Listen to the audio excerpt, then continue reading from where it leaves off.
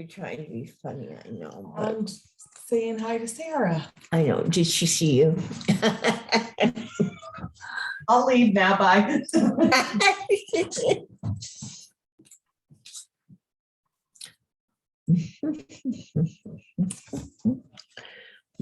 Just really quickly, as you guys come in, if you can put your actual name for your profile, then we can track things better as far as the voting over Zoom and things like that.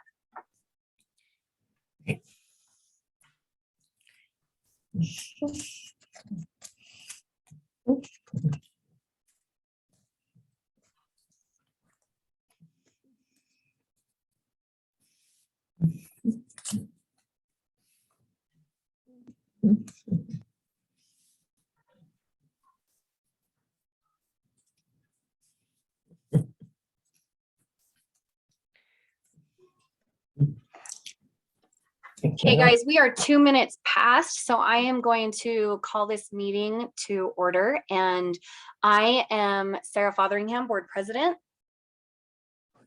I'm Melissa Ducker, Vice President. I'm Jaden Bowerbank, Secretary. I'm Trevor Coates. I'm board member.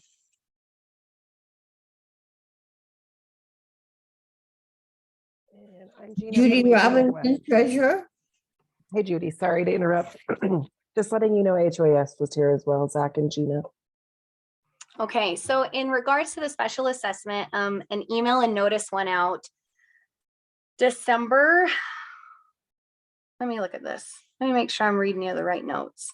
December 1st for today's meeting, so that meets all the requirements for notice. And Gina, according to the records you have, are there enough homeowners here that didn't vote last week to meet quorum? Just give me 1 second while I look up everybody and compare it to my list. So Sure. Hang on just 1 second.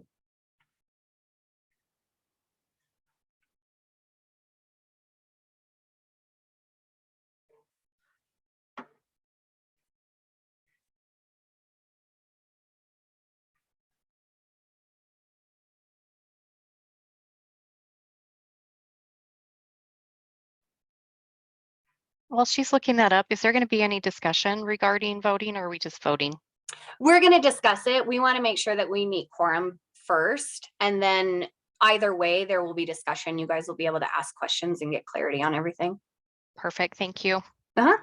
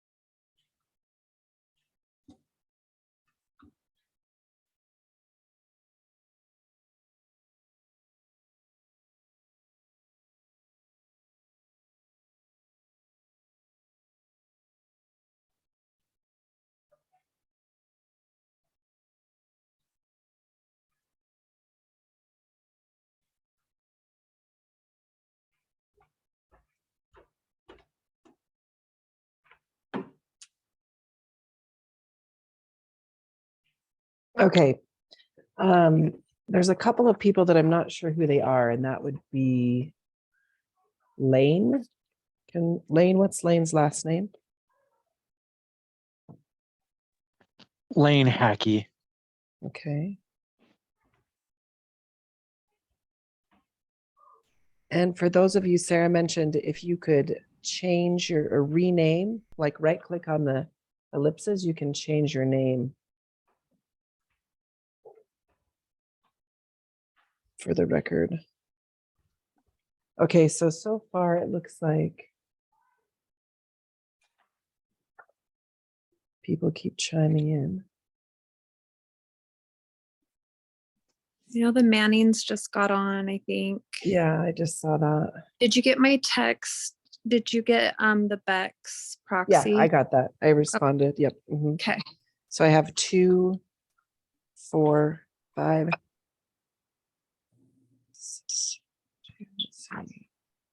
6, 7. We have 7 people on here that did not vote and were not part of the previous meeting. So with our numbers, that would be enough to meet quorum. Because right now, as it stands, we have 39 total votes. So if the 7 additional people that are on the call this evening vote, then that would mean we would make quorum for the 44 votes. Hey. Well, that's Do you- wonderful. Then we will go forward, like Susie asked, for homeowners that weren't here for our last meeting, you can either use your microphone or use the chat option to ask questions and get clarity and understanding on what we're doing. Just right out the gate, this is a meeting for the special assessment, which means money that would be paid to the HOA in addition to your monthly dues. The reason we're asking for that payment, which we make ourselves, is to fund the reserves. And the reserves is basically the bank account for the development for us to be able to do the necessary repairs that are scheduled per the reserve study. And what the reserve study is where an assessor comes out to the property and looks at everything that is covered by the HOA and gives an estimate on how much it would cost and an estimate about what year that would need to be taken care of. And in the next few years, we've got some bigger items like stucco and roofing that we don't want to have be underfunded. So you guys are more than welcome to ask questions. Like I said, you can either use the chat or your microphone, and we will answer questions as best we can. Sarah, did you want Zach to go through anything with financials, or do you just want to go with questions? Yeah, he could quickly, just based on like what we have, what it would recoup, where it would put us. Sure. Okay. He's kind of helping me because I'm homesick today, so he's got a better setup, I guess, to share his screen as I'm tracking these votes. So I turned that over to him.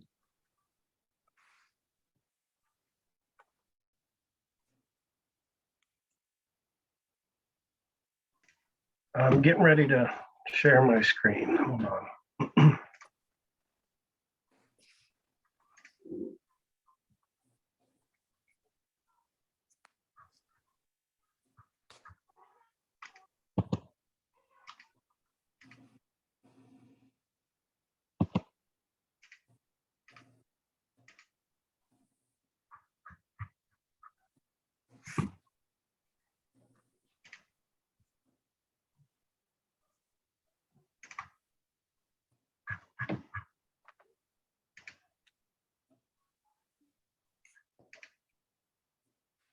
Okay, can you hear me?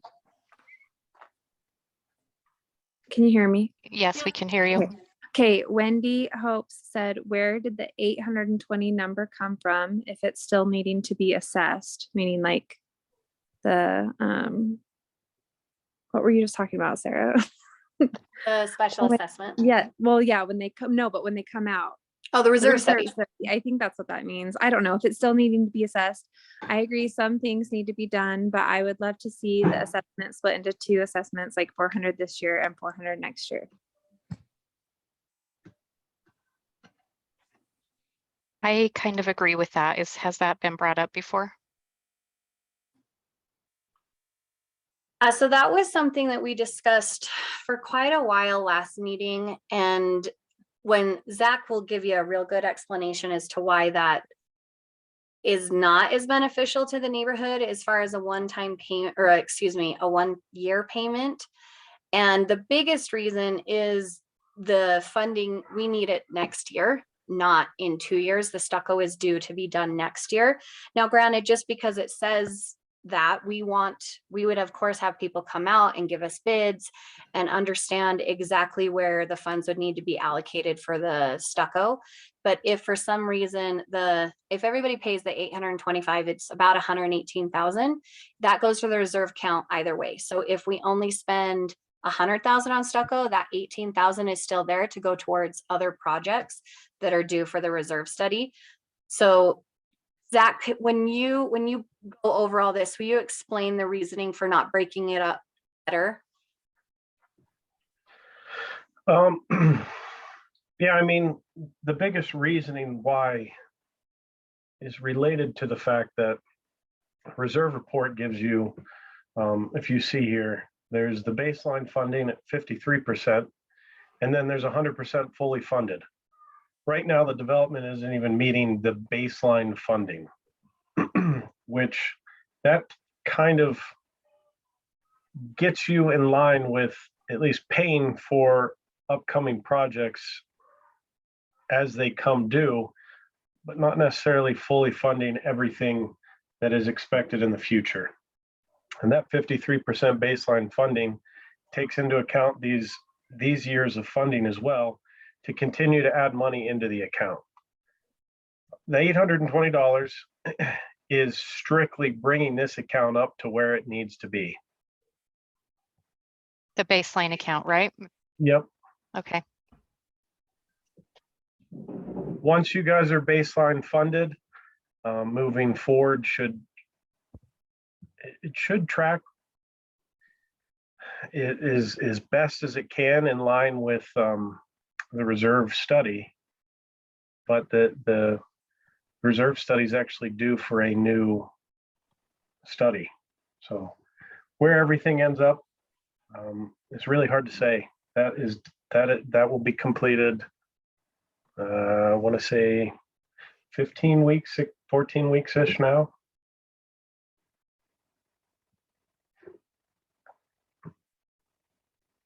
So that's where the number came from, was to get at baseline funding.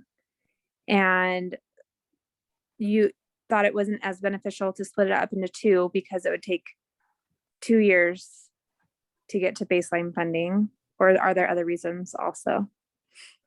No, the biggest part of it is just you're splitting getting to baseline funding over 2 years. And how old is that assessment? I mean, we're basing information on how old of a study, especially for ready for a new one? Since 2019, and honestly, where that study sits is probably a good baseline to go off of. With COVID, construction costs kind of skyrocketed. They're apparently coming back down, and it's supposed to be leveling out. So that study is probably a little bit behind with where the economy sits right now, but it's probably pretty close. Rather than had a new study been done in this year or last year, and prices of everything would have been a lot higher than what this study is showing. Isn't this study showing, if I remember correctly, a 2.5% increase? And we're sitting right now around 7% increase. You're talking about inflation? Oh yeah, that's what I meant. Inflation, sorry. I don't know what the current inflation rate is. Where In I our- think it's like 9. Yeah. It was like 9 last year. It feels like 100%. No, 1,000. It In feels our like a last lot. meetings, the figure that we've kind of been using has been 8.5, 9%. Yeah, for inflation. This is That's- cheating. I think the study, it might be at 2.5. And that's with taking into account inflation and also a little bit of interest being earned on the funds. And right now that there's only about $100 a year that gets earned. So yeah, maybe I can chime in. I'm sure that you guys covered a lot of ground last meeting, and unfortunately, I wasn't here and I was away from my phone for the last one. So hopefully I don't reiterate anything, but yeah, as we've sat in discussions and talked about it, and I've kind of reached out to Zach to understand it a little bit more myself. You can ask the other board members. I can be pretty annoying sometimes when it comes to changing things. And I'm actually pretty, I'm pretty convinced that this needs to happen. as an HOA board, we're here to help the community. We're members of the community. And so what we need to do is fulfill our obligations to the community. And unfortunately, due to a lot of things, partly due to a few years previous to the current board's tenure, there were some financial issues, and we're just kind of inheriting those issues in addition to the economy. In addition to these other things, it comes out that we are this much short of what we have projected to do for projects. Now, what that means to me is that the community shares the burden of these community projects. For example, something that we had discussed in the past and something that probably got brought up in the last meeting was that if you're not part of an HOA, you have to replace your roof every 10, 20 years, something like that. And a lot of people will take out loans for that because it's so expensive. So as somebody who doesn't like to spend more money on these sorts of things, this is just the nature of an HOA, and it actually mitigates those one-time costs, spreads it out over a longer period of time. And it can kind of sound annoying when it sounds like an HOA fee, but in reality, we're covering the outsides of houses, we're covering roofs, we're covering public areas, things that you wouldn't have if you didn't have an HOA. Okay, we've got some questions in the chat. So Scott and Caitlin Taylor asked, so we are paying $820 over the whole year or all at once. Either way, it's a pretty big increase, about $70 a month. Zach, are they able to break it up monthly, or I remember we discussed this a bit last time. What's your recommendation?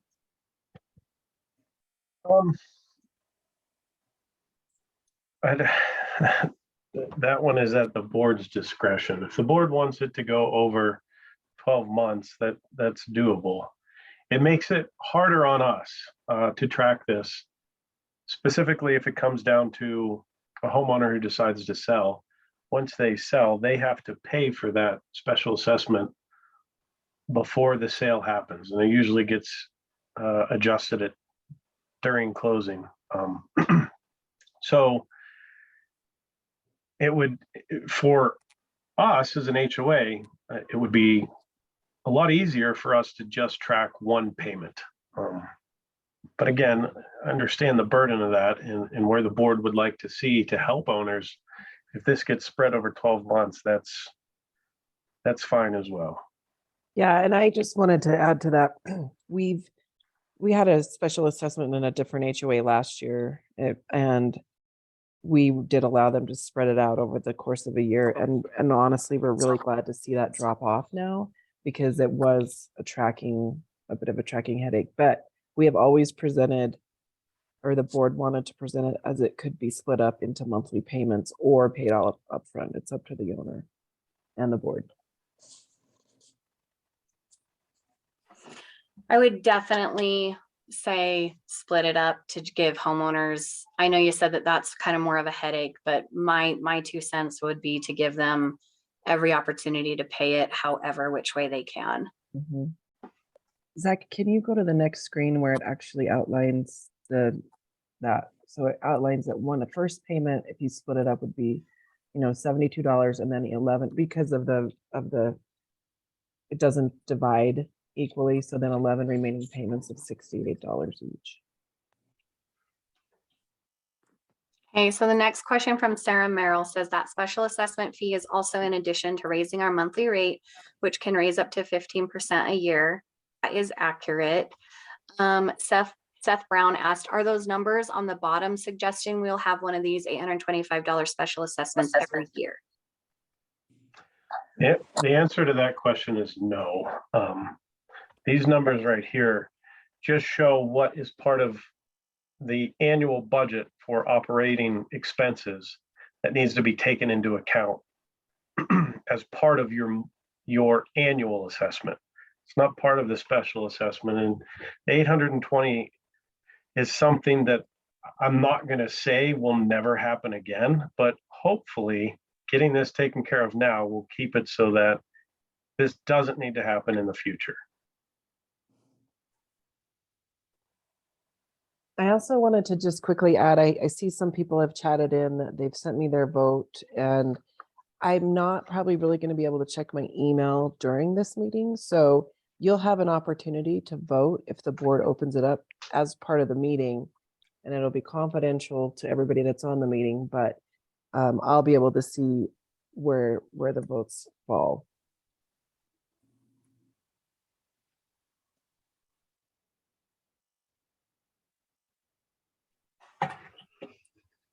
Okay, so Jess, Michael, I personally am not looking forward to paying this, but our previous board and management company mismanaged our money. We aren't funded like we should have been, so the special assessment is necessary. Wendy Hope said it's a lot to put on homeowners during a difficult economy. It is, and like I said earlier, like we have to pay it just like everybody else, so we definitely shoulder the burden equally with homeowners. Grant Hodson, it's $820 throughout the entire year. Scott or Caitlin Taylor, not a one-time payment. Okay, we discussed that. So we're looking at paying 90 to 100 more per month. I'm not understanding Scott and Caitlin. I don't understand exactly. I guess you're assuming that's with the $15 a month increase. If you could clarify on that. 15%. Well, we're hearing that there's like a $10 to 15% increase every month, but then also this $800 we just have to come up with. So spreading that out over the year, that's about another about $70 a month. So we're looking at, 90 to 100 extra dollars a month that we're paying, which that's going to be hard for my family. And I know it's going to be hard for many others in this neighborhood to be able to come up with that kind of money all of a sudden. Yeah, I think that's something that, Zach, if you can talk about what the, outside of the special assessment, what the annual increase is looking like from our So this budget just looks like estimation. 2 increases. And again, like that's going to be very difficult to pay. And I know many families are not going to be able We to do understand it needs to be done for the stucco. We get that. It's just, why does it have to be done this year? Could it, I heard somebody earlier say 400 this year, 400 next year, 410 approximately. Why not? Like, why does it have to all be done in 1 year? Couldn't it be spread out over 2 perhaps? Why? That's our question. So Zach, will you touch on that again, please? Sure. In essence, what Scott's saying is there is an increase to your annual assessments of monthly amount of 175, and if it went up 15%, that increase on top of paying the special assessment every month. Yeah, in essence, it might seem like it's a double increase, but that's not the case because the 820 is strictly related to 2023. Will not carry into future years. Okay, but that's still almost a double increase for a year. And that's going to be incredibly difficult for a lot of families, and maybe even impossible. I hear you on that. I understand that. The problem becomes if the burden is not taken care of now and the problem continues to persist, this $820 might not be here come 2024, 2025. You might be passing on a special assessment need of $3,000 to each homeowner. And that is what I'm trying to avoid, at least. How getting would this up paying to- $800 now stop the 3,000 from coming later when, I mean, we've kind of been going this way the whole time I've lived here. And I know like there's things that we're behind on, but also just to suddenly increase everything this much is going to screw a lot of people over, to be blunt. It really kind of depends on how the community feels about protecting and keeping your investment up. Sarah mentioned that the stucco repairs need to be done and that there's other repairs that are scheduled in the reserve report, and all of that costs money. And there's, like Zach mentioned, there's not enough funding to cover those repairs. Okay, but also like if I can't even pay the fee if it's going up, then my investment doesn't really matter if I can't afford to continue living here. And that's my concern, is that a lot of people won't be able to afford a huge increase, even if it's just for a year. That's, that's hard for me to really speak to, because either everyone decides to do what's needed for the association now, or we keep pushing this down the road. And here's one thing that I would say. I spoke to a homeowner on the phone this past week, and I know there was a discussion about removing cable TV. I think what was talked about with the prior management company was removing cable TV or increasing the dues by $25 a month. The decision was made to remove cable TV. And what he brought up to me was he would much rather have paid the extra $25 a month than now having to go out and get cable TV on his own and paying roughly $150 a month for the same service. So collectively, if this gets taken care of now, hopefully things might improve. Who knows where the economy is going to go? What amenities need to be taken care of inside of the HOA, kept, increased, changed? All of that stuff is at the discretion of the homeowners and where you'd like to see your community go. So a question on that. I mean, like with the cable thing, you know, some people choose cable, some people don't even watch cable. They just paid Netflix or something. So that is a varied cost. But I guess I'm not understanding, why does it have to be an all or nothing? I mean, why is it, oh, we wait a couple years and don't do anything, or it's $820? Could there be a medium where, you know, because like I'm in the same situation as that other brother where, you know, I'd have to look at, can we even afford to live here with that huge increase? You know, could there be a win-win where it's a middle ground? So, yep, we're not getting everything exactly perfectly where we want this year, but we're not leaving it to not pay anything. The only thing I would say to that is if you guys decide to do, let's say 410 this year, next year things changes, a new reserve report comes out, everything changes. It might not be 410 next year, or the following year after that. I mean, if we pay 820 now, what if it might not be 820 next year? Like, that doesn't sound any different. It's very true. The biggest problem lies in the fact that the funding in the reserve account isn't even at baseline. Our suggestion is to get it up to baseline, but again, this is part of the vote. If everyone decides to vote and did not approve this, and that's what the association decides to do. And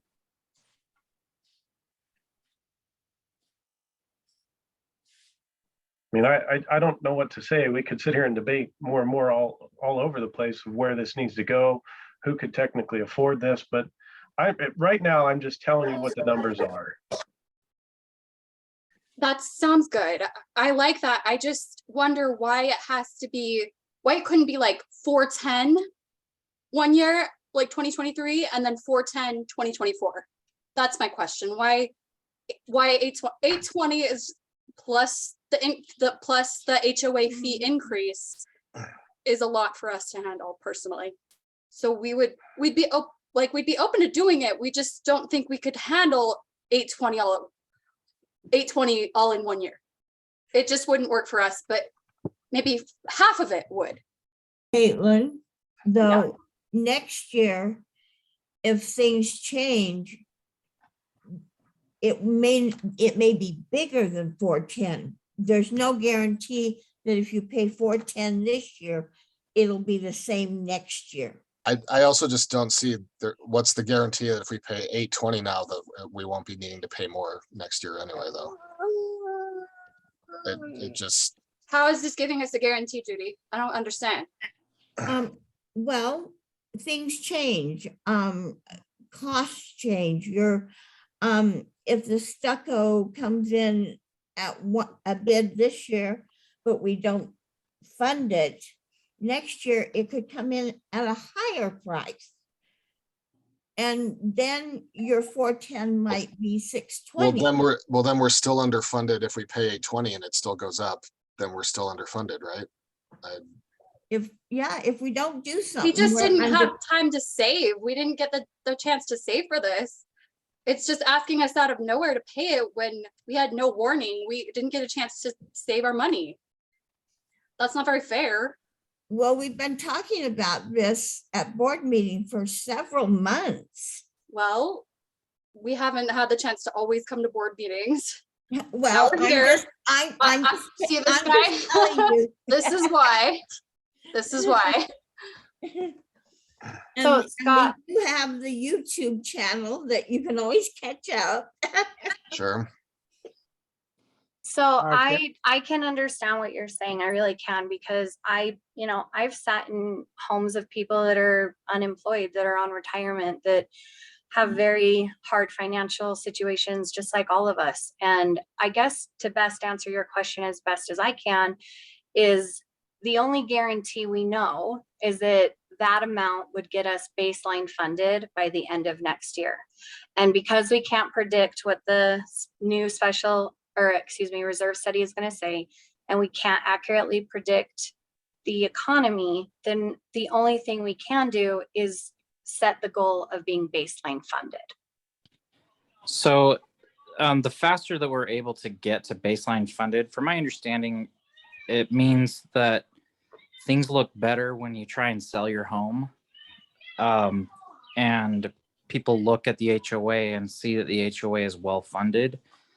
Because then they know that things are going to be covered in the future. And it means that our homes maintain their value better. So, Right. But also, think if I about can't things- afford to pay the dues, then maintaining value is less of a concern. Like, I still need to be able to pay the dues.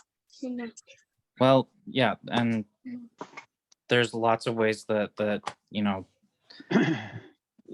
lots of us have problems that financial problems, but we need to be able to take care of each other. And And when we don't, I don't know if how to. things off and don't take care of them, then the HOA could potentially fall into like an even more mess. Like if the roofs don't get done when they're supposed to get done because we don't have the money, then we're talking about like water damage into homes that we're all the HOA, not just the board, the whole HOA is now going to have to cover because we didn't take care of things when they were supposed to be taken care of. Stucco also has water damage and mold to 4x4s. I've seen it with my own eyes. Like, so you can't put things off too long because then it like puts us in even worse position. So there's like 21 messages in the chat. So Seth Brown says, I also think the idea that the last board did things wrong is false information that keeps being spread, and it would be nice if it would stop being said. If it is a different of opinion or approach, fine, but enough already with the blame game. Good to hear, thanks. I think when we're talking about the money, we're more talking about, like that was brought up earlier, like the cable that was supposed to go to reserves but didn't, different payments that were not fully disclosed to the neighborhood, things of that nature. So Sarah Merrill says, so it could be $70 a month, which is $820 a year, plus another 26 or so if the monthly fees are raised the full 15%. That is an extra $100 a month, which is a hard increase to do all at once for homeowners, especially with this economy. My vote might change if the assessment was a less amount over a couple years. Understood. Bonnie said, I agree with Sarah. E.B. Brunson, why is it quote unquote necessary to pay this year and not in 2 to 5 years? It looks like we do have the funds to cover at least the next couple of years of repairs and then could reassess again the next year with a special assessment after, next year with a special assessment after the new reserve study. So I think we're behind on messages. I think that's been covered with Zach's explanation of things. If you don't feel it has been, will you please add an additional question? Sarah Merrill, I agree with the Brunsons. Costs may be down in a couple of years as well. Wendy Hopes, I completely agree with the Taylors. Annika Holloway, is there any way to do half the stucco one year and the other half the following year? Yes, but like Melissa said, if we're rolling things out further down the calendar, that means we're allocating money for the same project over a few years' time. So that would push everything else on the reserve study back because there wouldn't be the funding for it. There's also, I just wanted to add to that, an opportunity to capture some cost savings by doing an entire project all at once. Whereas if you split it up over 2 years, your costs are going to be significantly different. Okay, Seth Brown, how often do you do reserve studies? You don't do them every year, right? It's every few years at most. So it's every 3 to 5. And our current one is from 2019. Bonnie, I think they have to be done every 5 years. So 3 to 5. Yep. Sarah, where does the vote currently stand? Do we know? We don't know because we haven't met quorum. And once we're meeting quorum tonight. So once we vote at the end, then we will take, Gina from HOA West will take all that information and then we will notify homeowners via email of what the vote results are. Susie Glad, how much is our monthly HOA fee increasing? Just the regular fee. So we actually didn't vote on that last meeting because we wanted to see what the results were for the special assessment vote before we made a decision. That's why we pushed really hard for homeowners to be here, because without that vote, we would have been voting blindly. And so we will actually be talking about dues increase after we get all the questions answered with the special assessment. Wendy, but it could be less. Sarah Merrill, it can increase up to the maximum 15% on our monthly fees. Homeowners do not get a vote on the increase, only the board. That is true. Amy and Brady Brunson, at Sarah last meeting, the vote was 60% for the special assessment, but we didn't meet quorum. So tonight's vote should meet quorum and could swing either way, correct? Laura McLennan, if you're going to assess the special assessment to every unit, not every unit will receive improvements or repairs. Will you be providing a list of units receiving the stucco and roof repairs so that I can submit my request for reimbursement if my roof and stucco have no repairs? Or repairs done, excuse me. Doesn't CCNR 1311 provide for reimbursements for those who have not done work? So the reimbursements are when homeowners don't comply with what needs to be done and then we have to pay, then they're held liable for that bill. As far as a list, so that is just kind of like the nature of an HOA. So not every home has railings, but the railings needed to be repaired and replaced because they were completely rusted off on some of them, which caused a liability and injury issue. So unfortunately, as far as like the roofs and the stucco, like my home is an end unit, I have more stucco on it than an interior home, or some homes have more roofing to be done than other homes. And it's just split evenly amongst everyone versus yes and no. And if everyone's getting their roof done and everyone's going to get their stucco, like, unless somebody's stucco just got like since I've moved in, my back has been redone. It won't need to be done, but I'll still be paying the full amount. Everyone's going to get a new roof. So Gina answered Laura and explained the CCNR's called out roofs and stucco as the HOA maintenance item. If a regular wear repair is needed for the roof or stucco, it would be under the HOA. The reimbursement assessment is for a different, is for a different purpose, not general maintenance items.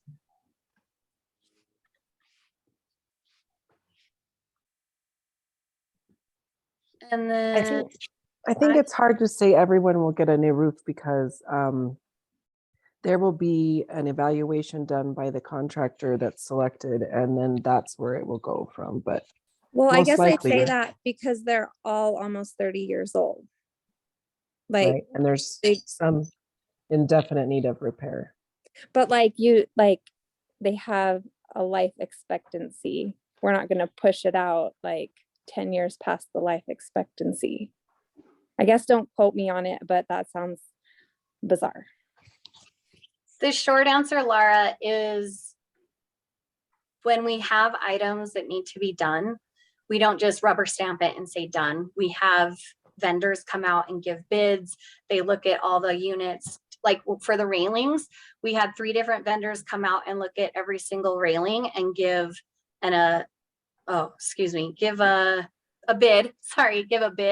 And then we made a decision as a board of which vendor we wanted to go to. So I can understand what Gina's saying, that it's not everyone, and I can understand what Melissa's saying is that it is, and it just depends on the demand of need at the time of service for the item specified.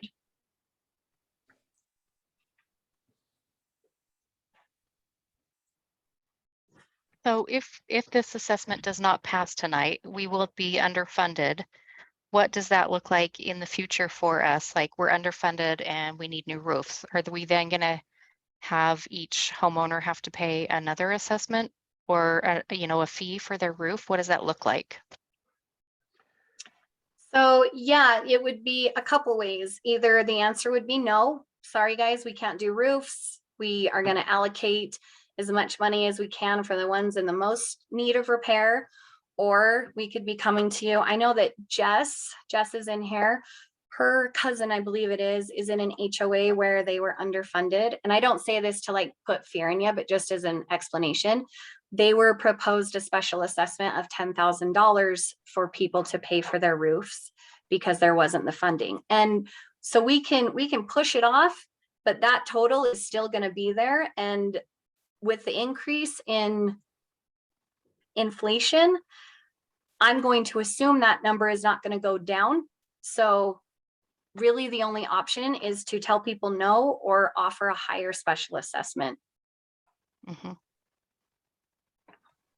And our responsibility as the HOA board is to take care of the community. And that's why we're here, is because we really care about what goes on here. And I think that's why all of us want to put in this time and we're having these discussions, because I want to pay $820 just as much as anybody else. But we live in a community and we live with people, our neighbors that we like, and hopefully that like us. And so this is just the nature of the game where we shoulder the responsibility together.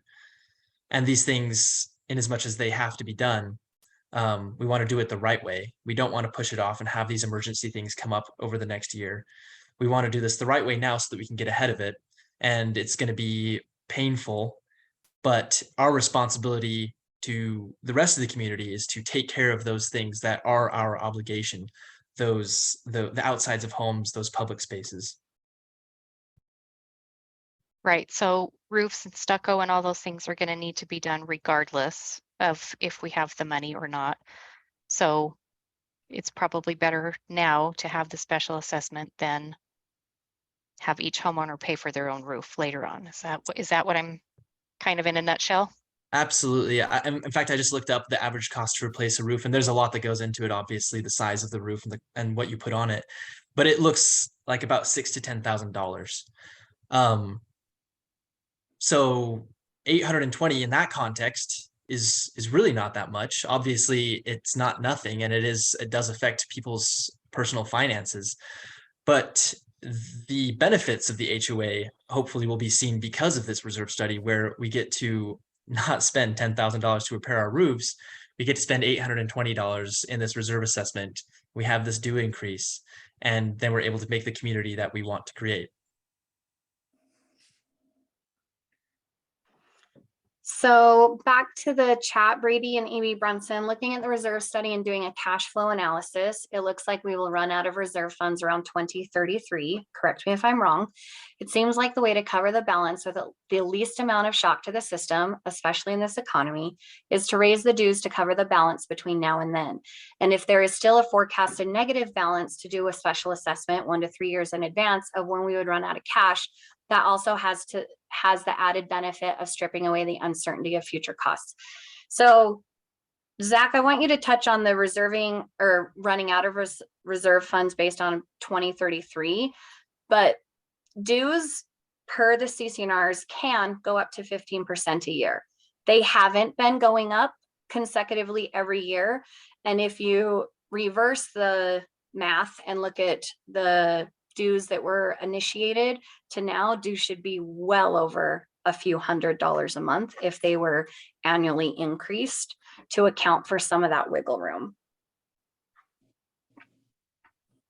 Zach, do you have anything about where he says we'll run out of reserve funds around 2033? I don't. Partly Can I- because if you're, go ahead. Sorry, aren't we like don't we have to have a certain amount in there always, like per Utah law? Like we can't really run out. That would be illegal, right? I don't know specific to the law on that, Melissa. So Well, What we'll I- look what- it up. yeah, that's fine. What I would say is maintaining that baseline funding is obviously the most ideal. And if you're maintaining your baseline funding, you should be maintaining cash flow in that account throughout the years. So as expenses come up, you're still putting money in. That's kind of what is being shown here. So over the course of 5-6 years, another $650,000 is supposed to go into that account. So it's really hard to say unless I really speak with the people who are doing the reserve study, get a little bit more in depth with them and do the analysis with them of where cash flow needs are going to be and what it would look like in future years. But it's really hard to say. I know I've seen at times developments that completely deplete their reserves. And when something does come up that needs to be funded throughout the development, there's not much of an option. And you get hit with a special assessment to cover the cost of that repair. And that I know of HOAs that kind of have that special assessment hit on a reoccurring basis every few years, every 3, 4, or 5 years. So again, the suggestion and what's recommended is to bring your reserve funds up to that baseline funding. And then as the years progress, increasing those annual assessments for that year's budget to meet the funding requirements in the reserve report. So if the HOAs increase 15%, does that 15% go into the reserves? And then my second question is, if this doesn't pass, in other words, because this is what has been brought, we have to vote on this. So if more people vote no, then you could come back and start again and say, okay, let's have a $200 assessment this year, and then 200 next year, or you could renegotiate, right? But for this purpose, we can't. We either have to say yes or no for this assessment, and then if we say no, then we can come back and look at maybe something a little bit more palatable. Is that correct?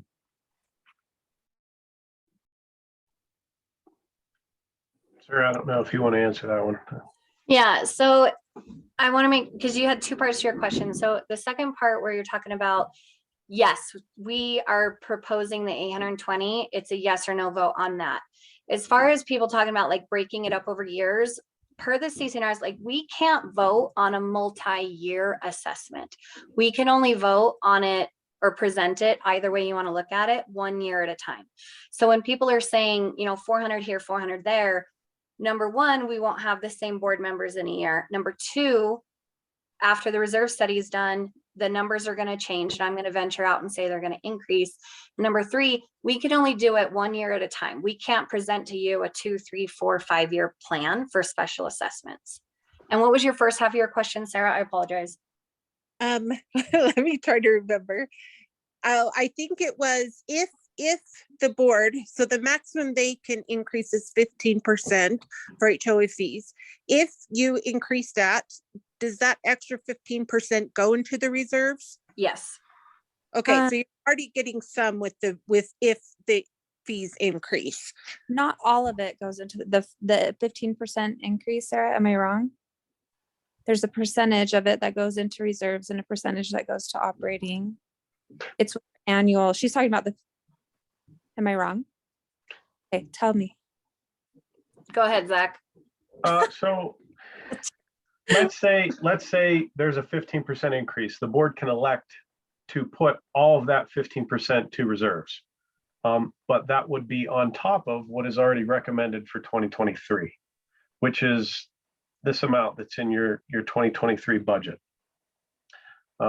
So kind of to answer that question is yes, it could be, but it doesn't necessarily. The 15% increase might cover other operating costs within that budget.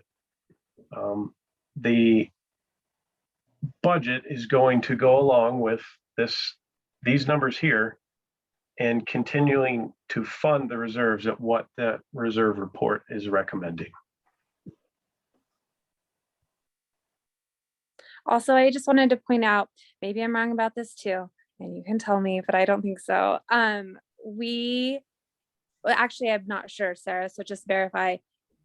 If this doesn't pass, then we have to go into 2023 and propose a special assessment. And does that not take effect until 2024? No, that would be, so right now you're voting to do a special assessment for 2023. Maybe that's true, Melissa. That could very well Because be. of the CCNRs, Sarah? I will be honest, I don't have a for sure answer. I can pull up the CCNRs under special assessment, but from what I understand and based on the things from last meeting, when we talked about that, and then even after in the closed portion, it is for the calendar year. And that's why there's certain dates that we have to have it voted on so we can present it to homeowners and things like that. So tentative, I'm going to say that's not an option. Definitely something we can look into. I want to get on top of these messages just so they don't go out the door. So Scott and Caitlin, it's not about wanting to pay 820. It's about whether people are able to. 410 in 2023 and 410 in 2024 is much more doable, not 820 and the HOA fee increase. So just as like a personal understanding, number one, like my heart goes out to all 145 homeowners. I know that nobody is wanting an $820 bill. So just some like dynamics of my family, like we're a single family income. We've got 4 kids. And the only way I'm planning on paying this is out of my tax return. So I'm planning on using my tax return and paying a one-time payment. And that's what works best for us. Like I said earlier, I have sat in living rooms of people that have their husbands out of work that don't know what to do. I've sat in living rooms of people that are on fixed incomes and on retirements. And the hard answer is, yes, I understand. The rest of the board, like we are your neighbors. We understand. We all have our own financial situations.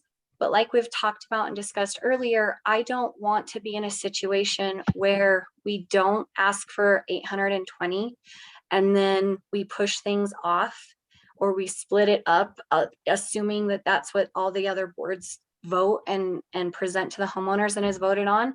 I don't want to be in a situation where one, the HOA is liable for damages or problems like Melissa was talking about earlier with the water damage. It's a lot cheaper of a bill to pay for shingles to be done or stucco to be patched versus going clear into the interior of the homes to gut everything and then replace it because we pushed off that liability. So I agree with you that it would be much better to break it up. I would love to not be in this situation. I would love to be telling you guys, hey guys, we are fully funded. We actually have a surplus and we're going to be able to do so many things with the money we have available. But that's not the situation we're in. Seth said 6 to 10 for a building or a unit. I'm assuming he was referring to Trevor's comment. And like Trevor said, it was just a quick Google search. We haven't gotten a bid for how much it would be per unit or per 3 to 4 buildings together. Stucco is on the docket but before the roofing is. Lane says splitting the assessment between 2 years seems like a good compromise. Maybe it could be 500 then 320 or some other split. What would be the downfall of splitting it? we've talked a lot about that, and let alone the availability to do so. If you want more clarity, let us know. Brady and AB Brunson, could you remind me of what constitutes baseline funding, and are we currently under or currently on a trajectory to be under? So Zach, if you could switch back to the other screen and point that out.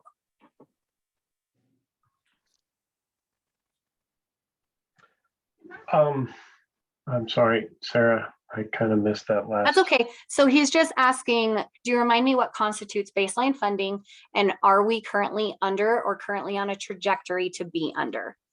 Oh, yeah. So the reserve report kind of puts the guidelines for fully funded, threshold funding, and then baseline funding. Baseline funding is going to be 53% of the fully funded balance. We are currently under baseline funding.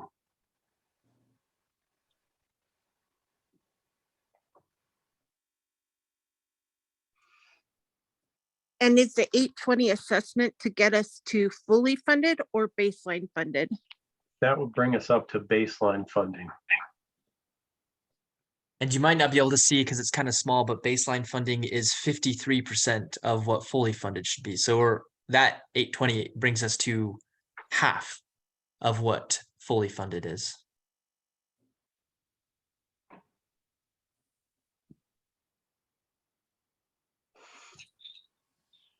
Does anybody have any other questions that they have for either the board or for Zach before we open this up to vote? Quick question on the HOA fees. Is the board thinking if they get the special assessment that they won't raise fees, or are you thinking you'll raise fees to the full 15% no matter what? I voice an opinion. Yeah. I know that biting the bullet is an impossible thing to do for some families. It's or extremely hard. But we are, if the assessment you're talking about is only going to bring us up to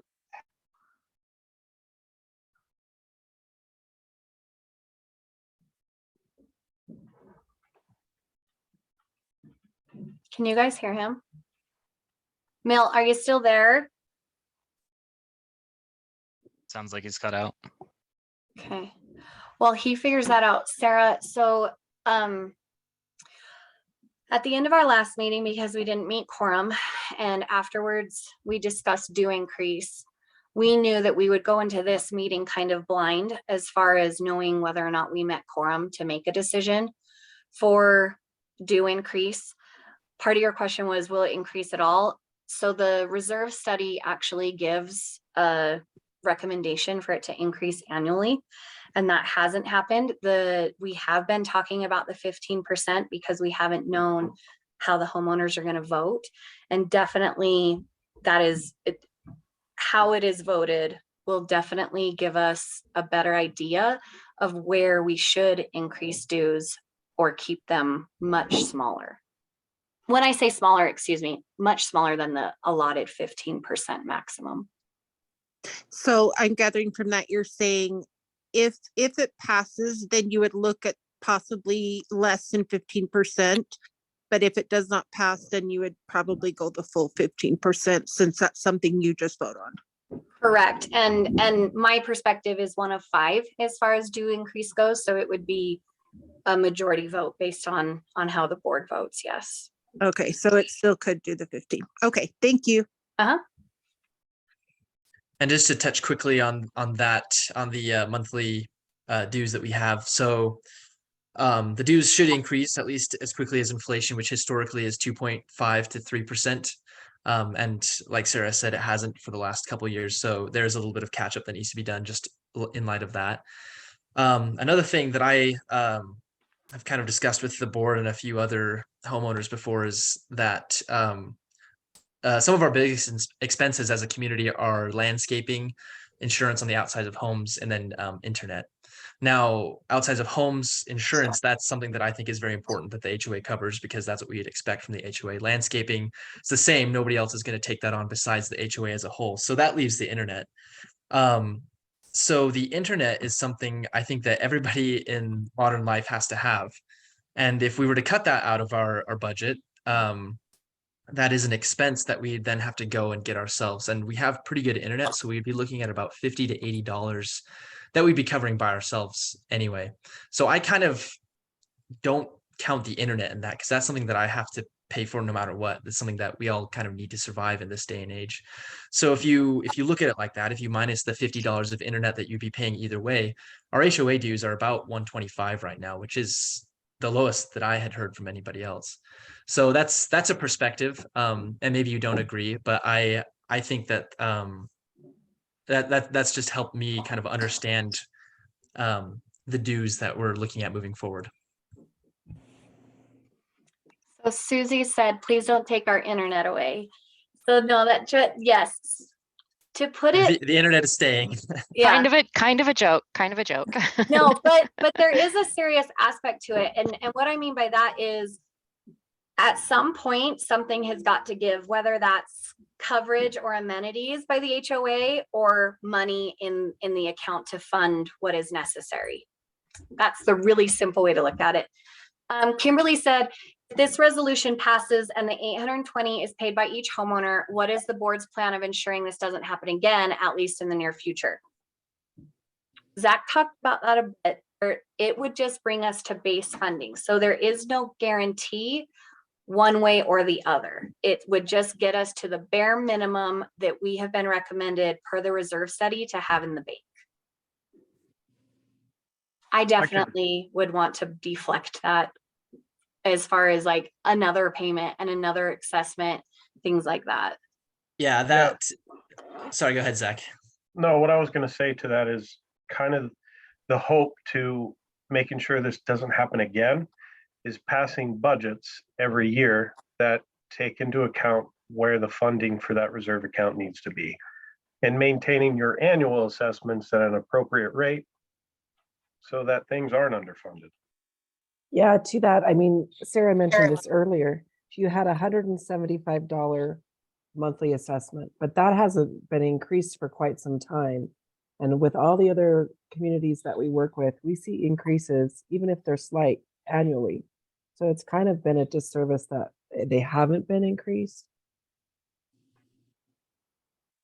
I mean, that is saying the last major increase was canceling cable, which I know is controversial, but that essentially was a $25 increase that was done.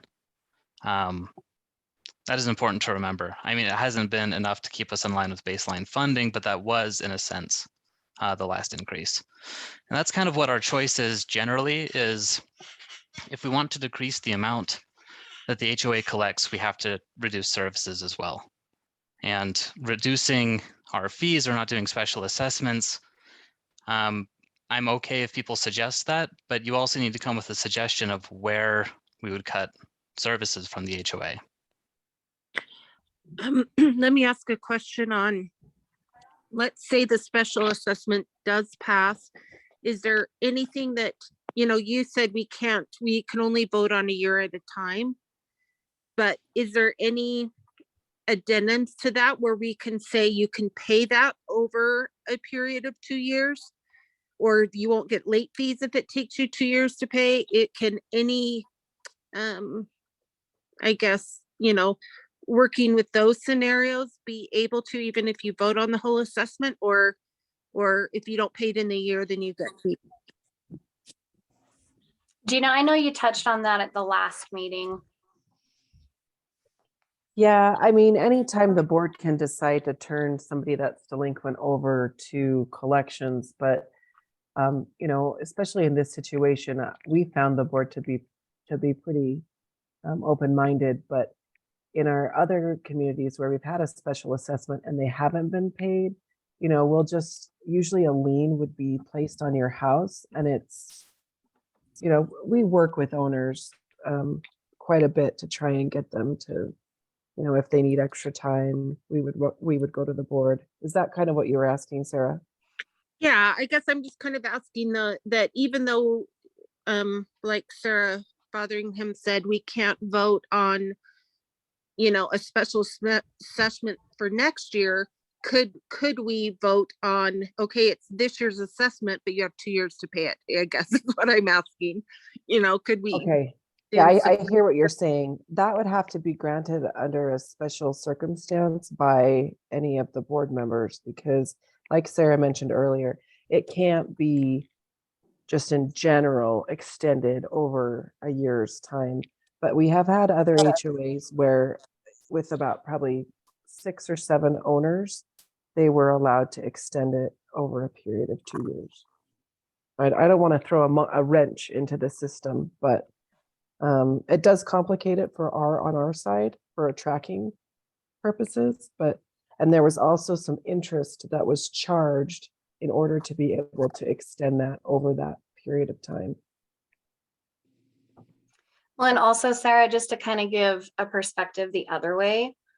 So when Zach talks about percentages of your dues going to the reserves or going to the operating or things like that, those numbers are all based on if every homeowner is current on their dues. And we do not have every homeowner current on their dues. So that's thousands of dollars that we as a board or the reserve account doesn't have access to until those homeowners come current. So it does push it off in the situation like you're asking about, but it also creates other problems.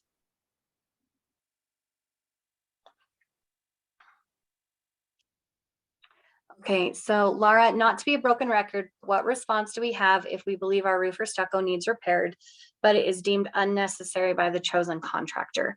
Are you talking about putting in a work order for the board? Like you say you have stucco issues, or are you talking about as a whole, Laura? And then while she's answering that, Kimberly said, I'd like to see a percentage of that increase in the monthly fee annually go directly toward the reserve fund, which would be a decision at the discretion of the board. I think this would go a long way to ensure delaying another needed special payment. Obviously, we can't predict the future, but maybe that might get us ahead of any unforeseen macroeconomic situations. That was a struggle. I feel like that was touched on a little bit before, and that was that the board has already determined any increase is going to go fully to the reserves. So in the 800, sorry, one more question. In the 820 number, was any monthly fees added into that? So for example, if we just increase monthly fees by 15% over the next 3 or 4 years, does that include, was that $800.20 special assessment outside of any increase in HOA dues? Yes. Okay, so if we increased HOA dues by 15% and that went toward reserve, could that not achieve the same goal, just a little bit slower? Or do we have any numbers on that? Because it would be 15%, but then the next year would be 15% on the 15% increase. Do we know how long it would take us to get to where we need to go? So the 820 times 145 units is $118,900 for 1 year. 15%, not including the change over dues, is $26. And so times 145, that's only $3,770 for the first year. As far as, because then like you said, it would be 15 on top of that. We're talking years and years and years.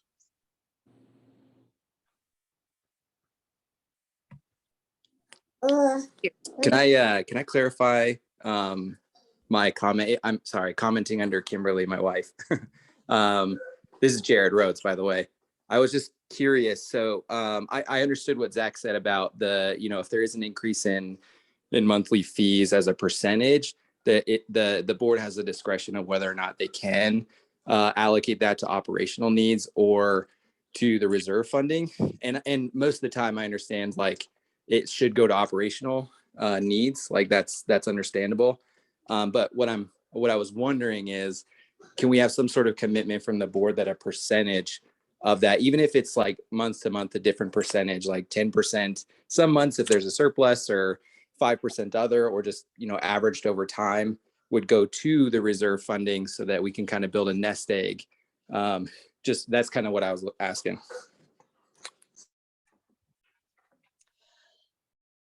I can't speak for the other board members. What I understood that my 2 cents were that the 820, or excuse me, the 15% increase would be allocated to reserves. The hard part is all these are interlocked because we've got the special assessment, the due increase, and the annual budget. And based on the conversation we had last meeting, because we had thousands and thousands of dollars of unexpected payments, either left over from the last year, or one of the major ones was like the carport falling over. Correct me if I'm wrong, Zach, but it was basically the same budget for next year as it was last year because of the assumption that we wouldn't have such a surplus in needed funds.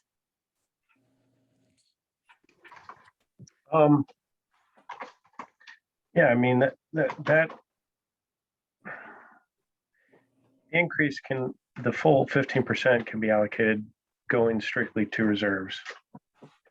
The budget for last year was roughly $15,000 for just repairs throughout the development of operating repairs. And that's where this budget sits this year. So it's that way there's money to do some of those small projects, maybe replace some of the dead trees, or redo a little bit of some landscaping somewhere, or help out with replacing a carport. Is that kind of what your question was, Sarah? Yeah.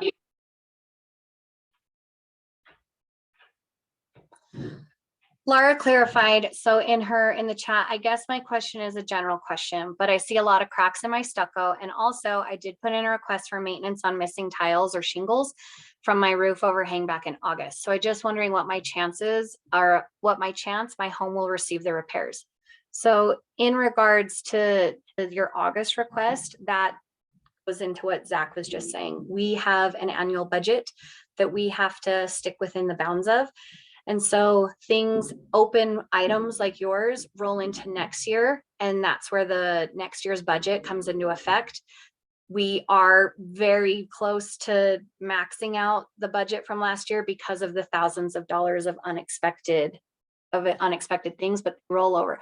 So your chances are very good. Like, we have made repairs all along the way of this last year based on people asking for them and being bids for things like raising concrete and things like that where it needed, where it's a danger. But the answer is yes, you have a chance, and not even a chance. Like, the HOA is responsible for doing that. It does come down to budget and funding, and that your action, it's not an action item, your maintenance request rolls over to next year. So Kimberly says, even better if that is the case, Sarah, thanks. I don't know if that's to Sarah Merrill, but either way. So do you guys feel fully informed enough to make an educated vote?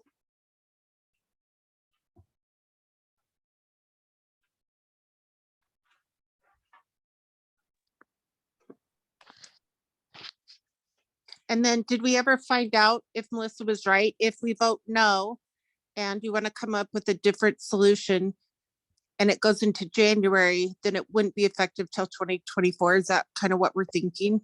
No, the board, sorry, I guess I missed that. The board can pass a special assessment at any time during the year. Okay. Yeah. So if this says no, and then the board wants to present a different solution, like a different special assessment, then they could redo that in January and it would be effective February or whenever it passes. Whatever date would comply with the noticing requirements. So usually, it depends on the HOA. And I don't remember off the top of the head for this one off my top of my head, but typically it's 15 days minimum notice requirement up to Oh. no more than 60. Okay. So we could vote on a different solution at any time and have it effective. That's helpful. Thank you.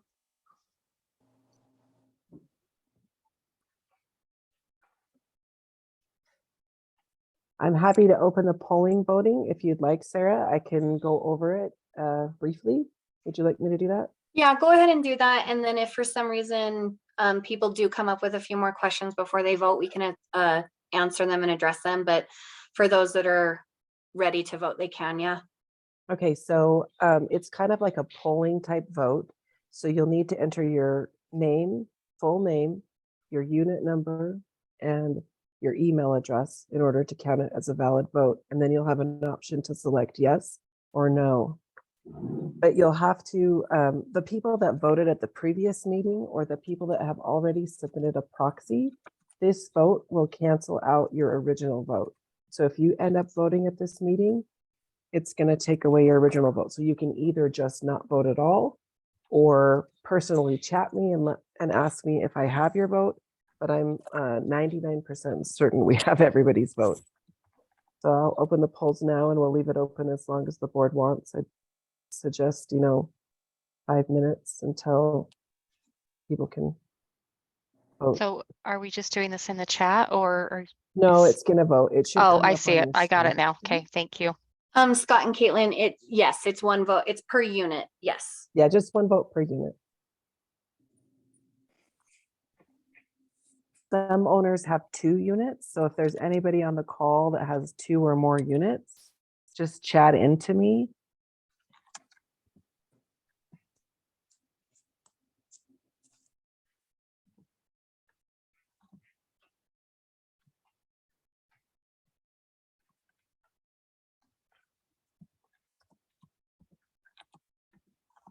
Gina, if we have voted already, do you want us to fill this out or just ignore it unless we're changing our vote? Yeah, just ignore it unless you're changing your vote. You're welcome to redo it, but it'll be easier for me if you don't redo it.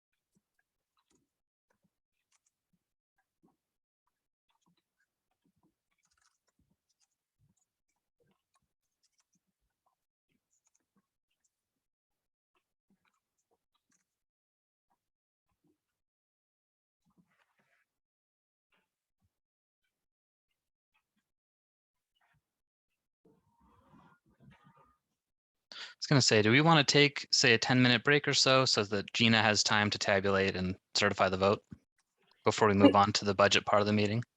We definitely need the results for the due increase. Right, yeah. I'm fine with talking about the annual budget while she figures that out. We could Yeah, talk. let's go turn ahead. it over to Zach and then I will tally everything up. I'm going to end the poll. So I think everybody's had, let me just double check my numbers. 2, 3.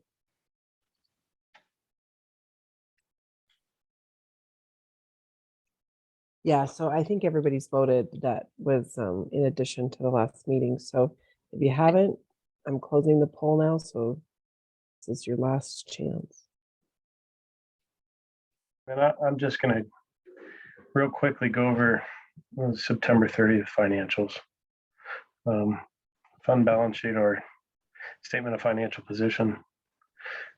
One thing to note on here is this due from reserves. So this is, I think, January through April of reserve funding for this year that the HOA did not have the funds to replenish, or sorry, not replenish, to transfer over into reserves. So that is something that needs to happen.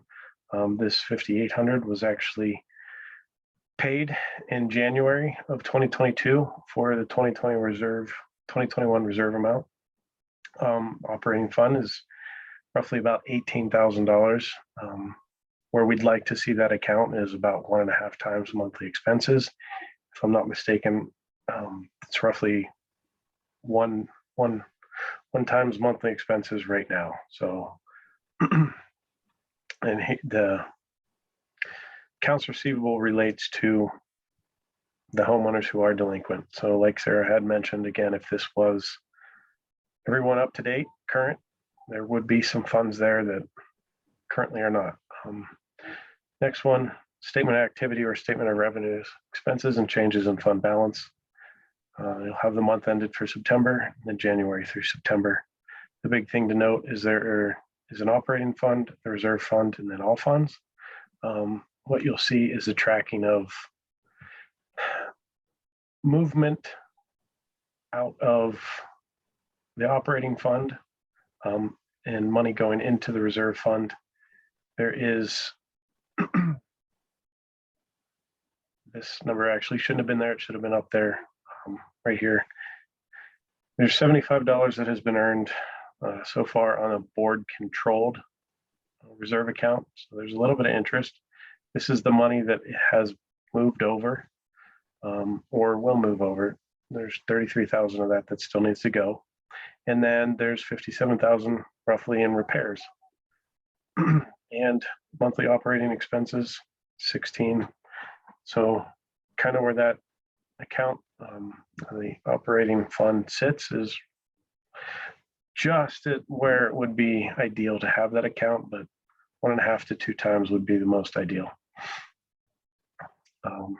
Real simple statement of cash flows, showing the change in operating the cash, and then also movement of the money between transferring between the funds, and if there is any payables related to reserve expenses. And then the annual budget comparison. Everything is doing fairly okay, but as we've talked about, the biggest thing is getting that reserve account back up to where it needs to be. So outside of that, actually need to get the budget in here. But let me see.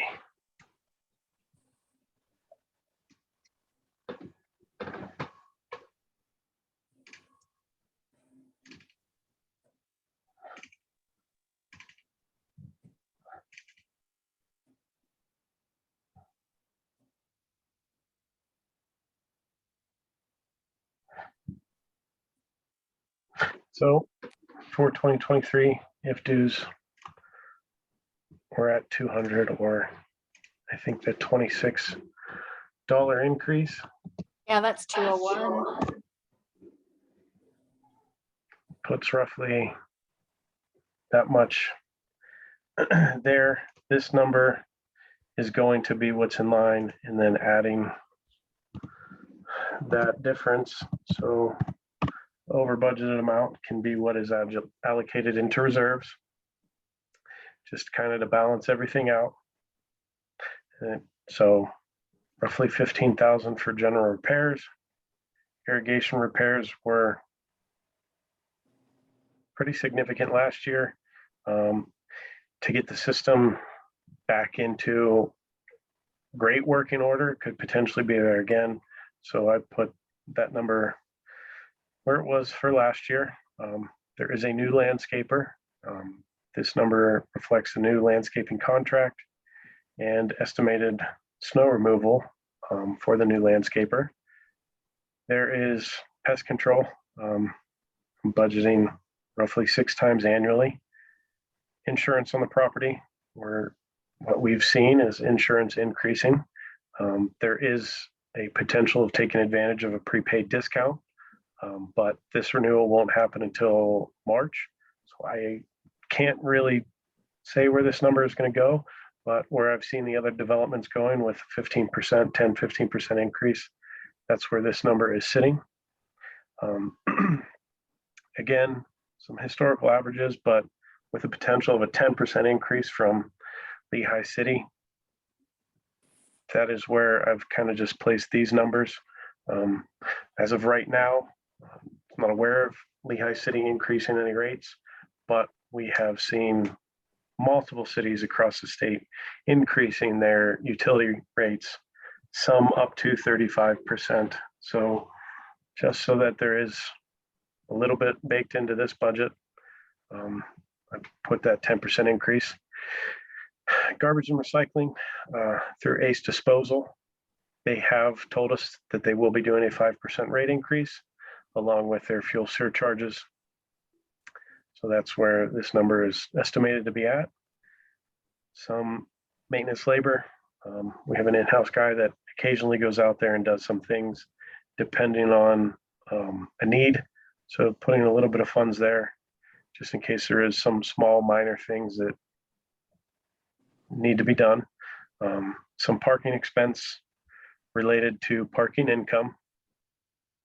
And that is actually where this other income line sits. Then your internet, there is not a proposed rate increase as of now. But with the way the economy has been for everything, I put 5% increase in there, but that might not actually be where that one goes. And then some legal expenses.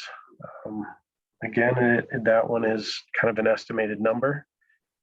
That is for updates to your CC&Rs if that was ever needed. Maybe some legal action that comes up throughout the development. So it is just an estimated number. Might not necessarily be the actual cost. Management fees, that is our contract, and it is a contract rate on that. Other professional fees, that relates to tax return and some other items that are within our contract that relate to just small billing items. And then some miscellaneous expenses, mailings for the annual meetings, and other just discretionary stuff that can't really get placed anywhere else. And then that reserve funding. So it is going in line with what is in the reserve report at that baseline and adding any surplus of this $26 rate increase.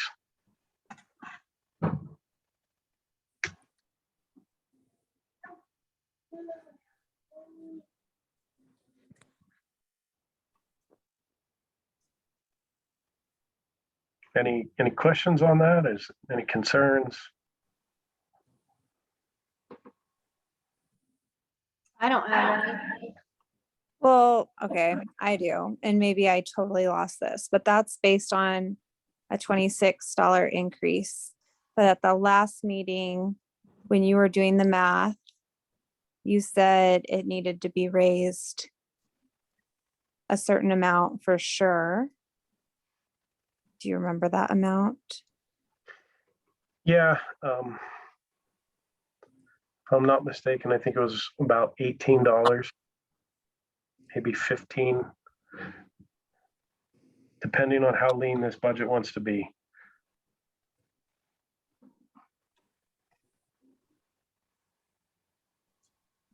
Okay, and then like looking at the budget again, sorry, I was like trying to follow it.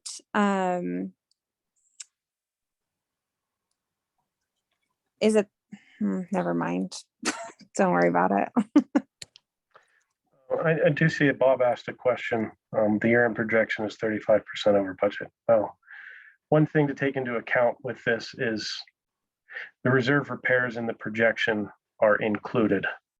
So there is $60,000 of reserve repairs that are included in here, just kind of to show overall where the tracking has been. And then it's offset in the reserve funding there, just so that we can kind of get an idea of where operationally, how far out of the budget it may be. So there was in this number for operational repairs is closer to 18,000. Zach, Seth asked, do repairs come out of here or the reserve fund? No, go ahead, Go Sarah, ahead, Zach. sorry. Oh,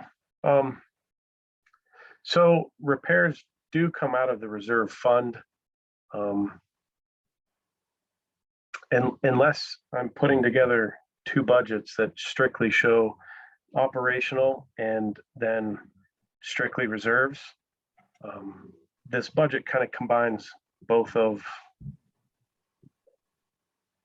well, the year-end projection combines of both. 2023 proposed budget is sticking in line with strictly operational and reserve funding. But once you kind of go back to this statement here is where it gets broken out better, kind of showing what's happening operationally and then what is actually happening in the reserve. So if that makes a little bit better sense.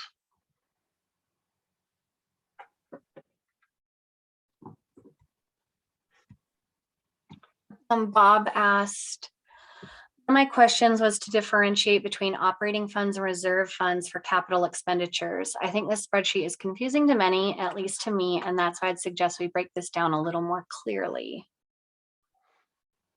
Differentiate between operating funds and reserve funds. So, do you want to try and explain it a little differently, Zach?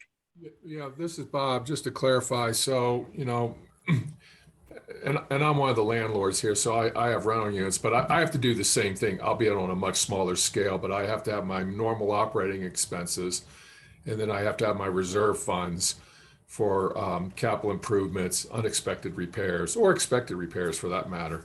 And so that's where, you know, that to me, and I apologize, I was late to the meeting, you know, that's where I'm a little bit confused in terms of it seems like there's a lot of money moving back and forth between accounts as opposed to saying we have a budget that, you know, if I look at 2022, we had a total operating of 205, but we budgeted repairs, which I think, Zach, would be capital expenditures or whatever. So the operating cost might be closer to 190. And then 15,000 for repairs. And then of course they ended up being, you know, 78,000, and, you know, understand, well, was that a one-off or can we expect them to be, you know, 78,000-ish in 2023? And it looks like we went back to the 2022 budget.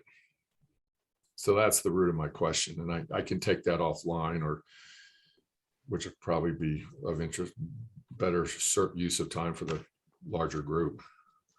No, that's a fair question.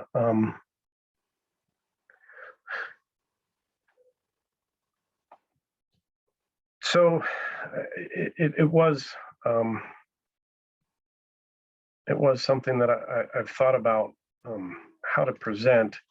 Obviously, in a financial standpoint, it's easier to show what is happening in a kind of, again, this one would be like a statement of activities. It's a lot easier to show the change of what's happening in this format versus what has happened here for the year-end projection, and then the proposed budget. Operationally, this is what is proposed, along with where if your annual assessments are at 201 per month, these are all operational expenses, and then this is the money that will be going into reserves. What is not shown is what the reserve repairs are going to be.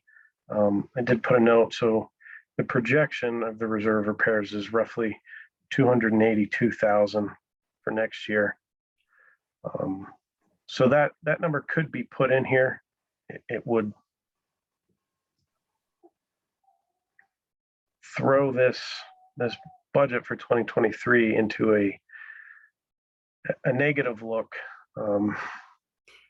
Well, that was my previous question. It almost looks like it will. So the way, so Zach, let me, and again, if I'm hijacking the discussion, whoever's the leader, please, I'll stop and take it offline. But the way I think about this is our 175 or 185 a month goes toward, basically those things that are kind of lines 19 through 32, 33, 34, which is the stuff we have to do just to keep things running. I mean, those are pretty much guaranteed. We have to do it. We have to do pest control. We have to do snow removal. We know that, and those expenses are fairly well understood, I think, and should come out of operating, and they're an annual operating expense. The repairs, depending on where you categorize them, and the capital repairs, those to me are above and beyond the operating expense, and either have to come out of a portion of the 185 that didn't get spent, or alternatively from other assessments from a capital reserve sinking fund or something similar, which is of course what the proposal is for the 820. Does that make sense? I believe I'm following you on that. Yeah. So technically, this budget is allocating $116,000 of your annual assessments of that, with the rate increase to 201. So of that 201, over the course of those 12 months, 116,000 is to go in. There is 282,000 of repairs that would be coming out of that reserve account. And that would kind of play more into following where that reserve study ending balance is going to be. For 2023, obviously it's going to be different, and it would be roughly $160,000 different if those repairs come in at that cost.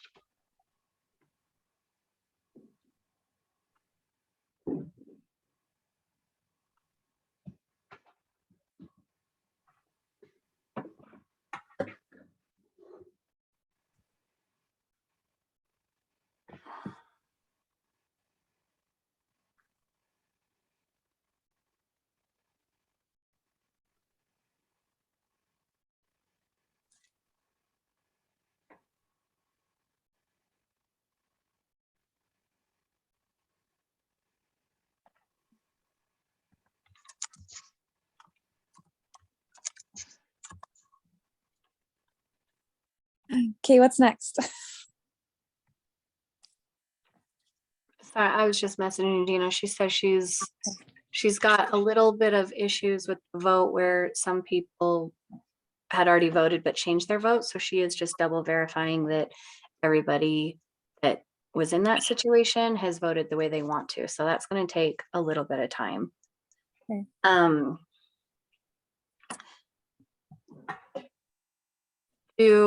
I mean, I'm sure you guys would have asked, but as far as like the board members go, do you guys have any questions for Zach regarding the budget?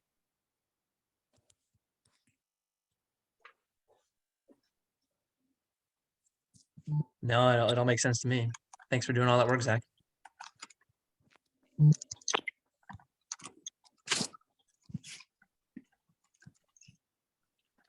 Gina has put in the chat that she is ready with the votes. Okay, sorry, that was complicated, especially since I'm used to the double screen and I don't have that at home, but so it looks like I confirmed the votes for the people that you know, updated their vote, and it looks like it has passed 27 to 23.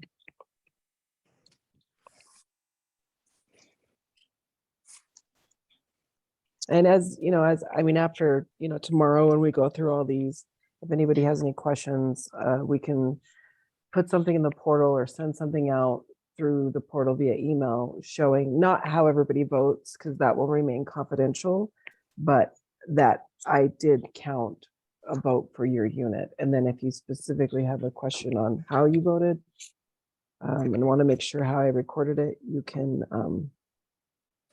email me or call me. I think that's a good idea.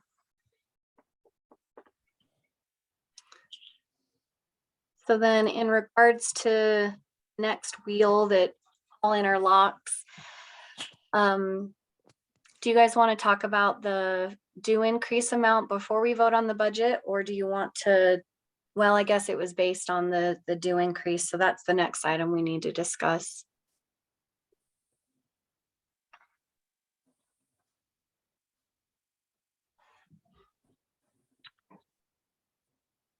Okay, well, at the last meeting, it was like, well, the email that went out, it was like, it said $10 increase, right? Which was being proposed. But then during the meeting, there was some things that had to be fixed. And Zach, you were saying 15 to 18. It was looking like those numbers. Yeah, that was related to the new landscaping contract and kind of being a little bit more liberal in some of the increases across some of the other operational expenses.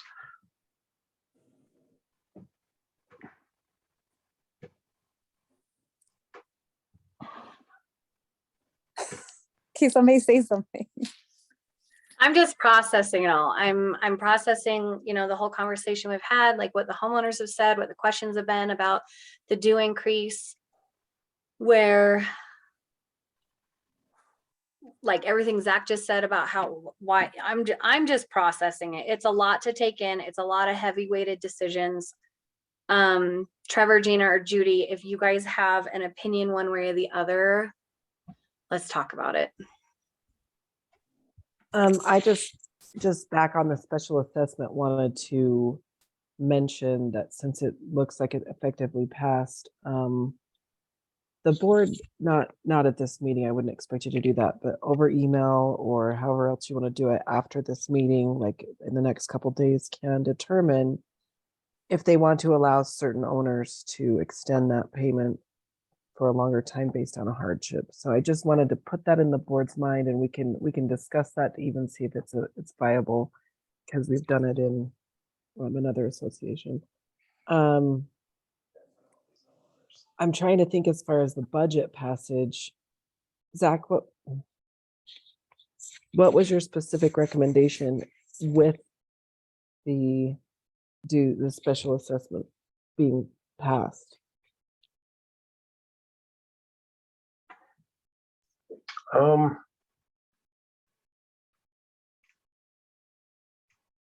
For the balanced budget that I think you presented earlier. And I'm looking at a couple things here.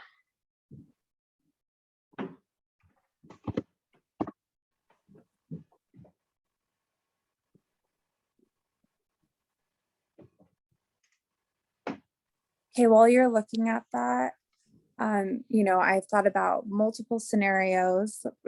Ever since we started talking about this, we for sure started talking about it around the annual meeting? Yeah, when we talked about budget stuff, the financial meeting.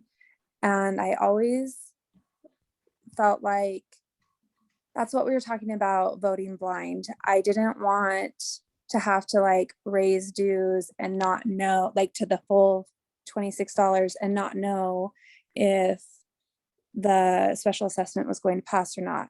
So now knowing that it's going to pass, like I personally don't want to go the full 26. So I can make a comment here. If I don't know exactly when the last time it was raised, I say it was 5 years ago. 3% of 175 over 5 years actually does equal $26. And if it hasn't been raised that much, then that's where we should be starting at. That being said, I think that there is some very compelling discussion going on for the special assessment, and I do want to pass on some. I want to keep these people with food on tables. I want to keep these people in homes, and that's a huge concern for everybody. So yeah, I also feel good not hitting the full $26. And maybe that looks like a $15, $18 increase. What do you guys think? I thought the exact same thing on my own, 15 to 18. So then I came out with 16 in my head. But I would guess for Zach, if we were to look at just the increase in operating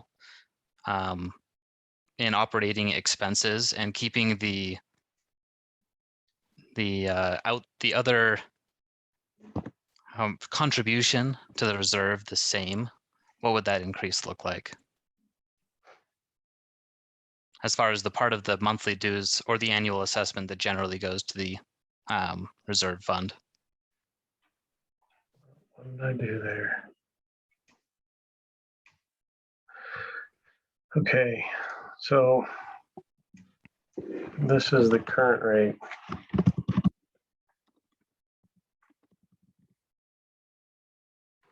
Just so Like, are that, you able to kind of shorten that screen, like zoom in, or no? It doesn't work, does it? Never mind. like this? Mm. So kind of to give you an idea, if this one is, if we don't go with the potential of a 10% increase, so just sticking with the historical average there,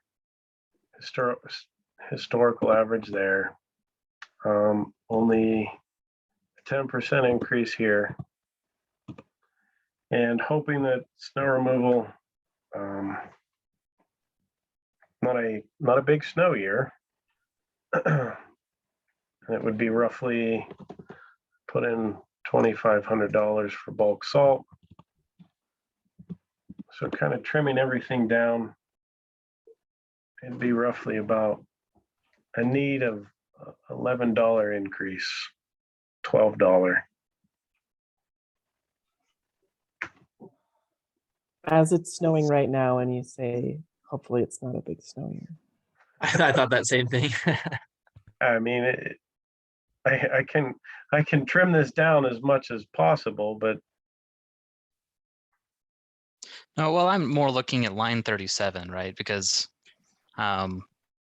before you just had all that extra funding going to that reserve funding, if we were to keep it level, but keep your, I guess, general estimates for increases, what that would look like. That's kind of my question.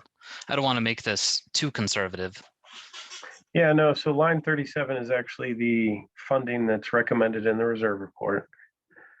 So that it's at $102,000. And right now at the current rate, there it would be a $20,000 shortfall. In order to balance out this budget, it would need, I mean, $11.64 increase, but again, increasing off of a 64 cents is not necessarily ideal. So going up in increments of dollars. And I've trimmed down, so like legal expenses, putting it 2,500. No rate increase on your internet. That is the need. So if we said a $15 rate increase, what does everybody feel about that? How does that affect line 20, or excuse me, 39, Zach? We did a $15 increase. Should be 190, right? What's roughly $5,800 over down there?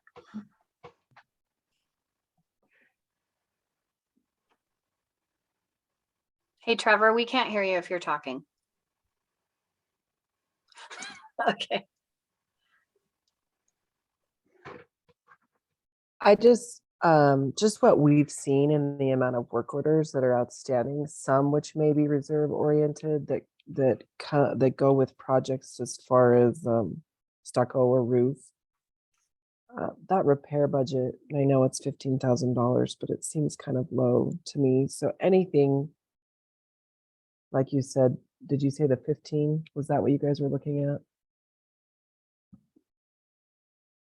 So I know. One carport falls over and that's the whole budget. so- exactly. And so that's my only concern is don't undercut yourself. But I do also recognize that it is a challenging time financially, you know, with inflation. So Well, and we know just from the landscaping last year, because we put things off for the sake of the budget, we have the majority of the SVGs that are needing to be replaced. There is an entire section that needs to be I don't want to say plumbed, re-sprinklered because the deterioration because of the age of the system.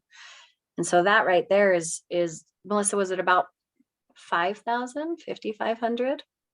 I remember seeing something about 7, but that might have been, we might have done a little chunk of that. I can't remember. Or does I think that come out of landscaping, Zach? Well, it could technically, so that would be kind of this cost of potential irrigation repair. Okay. and you're correct, the previous landscaper had quoted around, $5,000 or $6,000. That was still outstanding.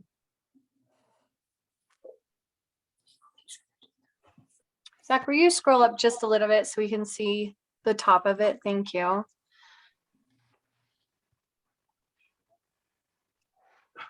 So the numbers we're looking at right now are how much increase, Zach? This was putting a $15 increase, so bringing it up to 190 a month.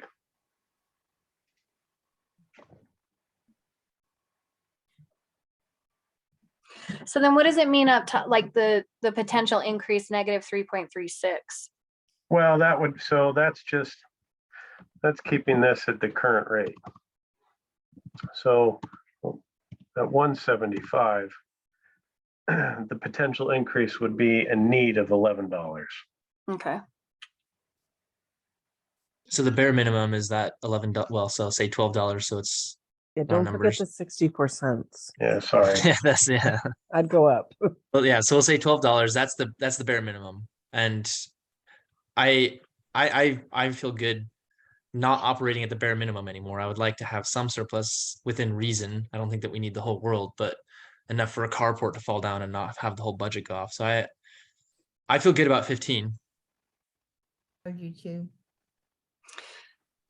If it helps with context, it was the carport, removing the carport, leftover expenses from the year prior with like fence reinforcement, and then the 2 solar lights that we were under the impression had been paid for the year prior to us being on the board, but Not wasn't.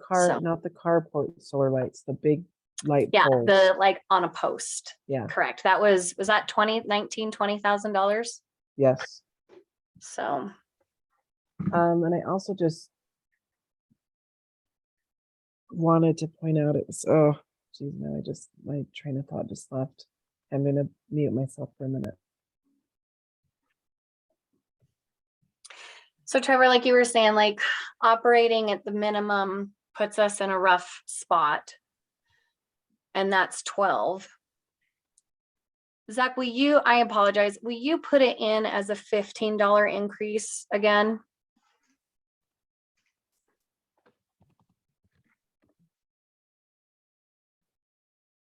So it gives us a surplus of that 336 per unit Yeah, roughly $5,800. monthly. No, annually. Wow.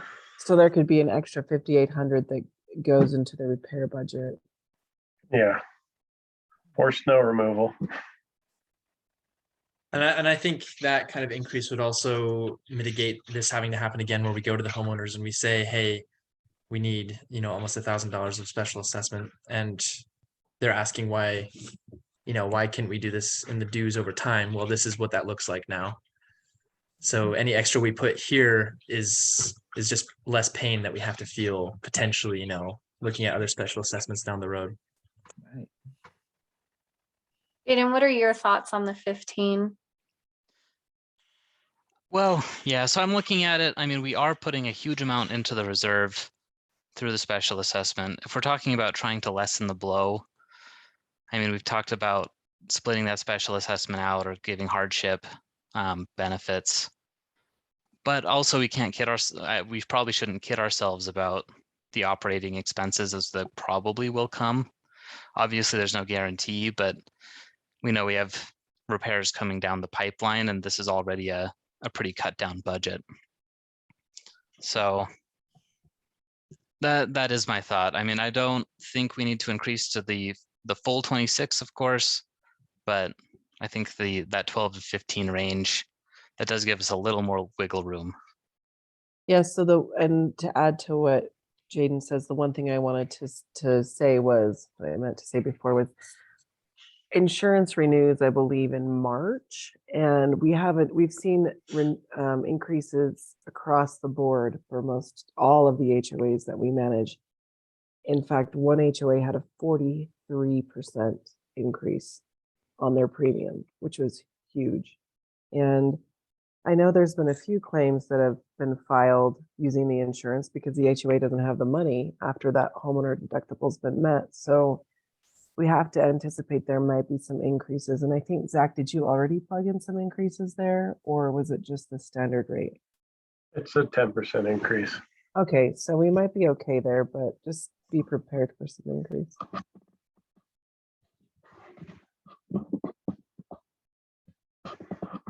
Yeah, with that 15, we have that $5,800 surplus. Even if it was 20%, that surplus could still potentially cushion that. I feel good about 15, unless anybody has any thoughts to the contrary. I feel good moving forward with that. No question about it. I said this last time. I don't know very much about money, so I'll have to excuse my naive question. And I mean that genuinely, by the way. But like, raising it by $20, like, does that? I know to some people $5 a month is more than it is to other people. Like, to some people, they wouldn't really blink at it. Other people would struggle to make up that difference and think it's a big deal. Does raising it 20 significantly impact the budget in a way that would be super beneficial? And like, why not just raise it? Why are we quibbling over 14, 15, or 16? Like, let's just raise it by 20. Does that help the budget a lot? And will we get a ton of pushback? Yeah. No, I think that's a great point. And I think I personally am of the thought that if we're gonna do this, let's do this the right way and come into the next year feeling really pretty. But yeah, I mean, I guess 20 is going to solve all the problems either, right? I mean, but it might help a lot more than 15 potentially. And if it does, why not? If people don't push back a ton, why not just do that? Yeah, that's a good point. I guess that is the question: is how much is too much? And if we're talking dollars, at what point does that dollar amount become too much? And I think that's why I kind of settled on 15. It's not the 26, which would be ideal for everybody in the sense that the community would be well funded. But it's more than the bare minimum. So we have a very significant cushion. So if we ask for more, do we need more? That's the question. We can't predict the future, but I feel good about 15 now, leaving us the option next year to make a much more informed decision as far as due increase. Because this is the first time that it's happening in a couple of years. We're a somewhat new board, seeing how all this works. And I think over the next year, if we see this $15 increase, it was more than enough, it was less, then we'll be very informed next year to make these educated decisions. Whereas right now it's kind of like, how does this look in the future where none of us have experience in this Yeah, I guess- particular field? Yeah, I guess my impression, and this could be wrong because I kind of come in and out of these meetings, so I apologize. But my impression was even passing the special assessment and raising dues to 15, it doesn't necessarily put the neighborhood in like a comfortable operating margin, right? I mean, like it sounds to me like from what I've heard when I've been here listening is that we're gonna get to like a baseline that's kind of acceptable with not a lot of room for error still. So if I'm misreading, then just someone just say, yeah, that's wrong. No, we're good with the special assessment and $15 makes us good. You can just tell me, I'll be quiet. But I don't think raising it to $20 is going to put us in some sort of excess that we need to wait and see like what's going to happen. I think it would potentially just give us a little bit of room to operate, if any. Maybe it wouldn't. Maybe you'd have to go to $45 to get to that point. But my point is like, what's the difference between 15 and 20? You might as well add the extra $5 in there. But that's, I said my piece. I won't say anymore. So that's something for everybody else to consider, I guess. That sounds like a guy that wants a hot tub. No, we don't. Definitely don't.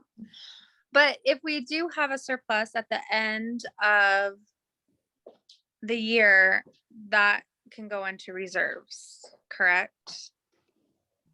Yes. That would be a decision the board would have to make. So to say, hey, you're going to finish the year out, and you are going to be, if we went up $20, it would be a $14,000 surplus for the year. Unless the carport falls over.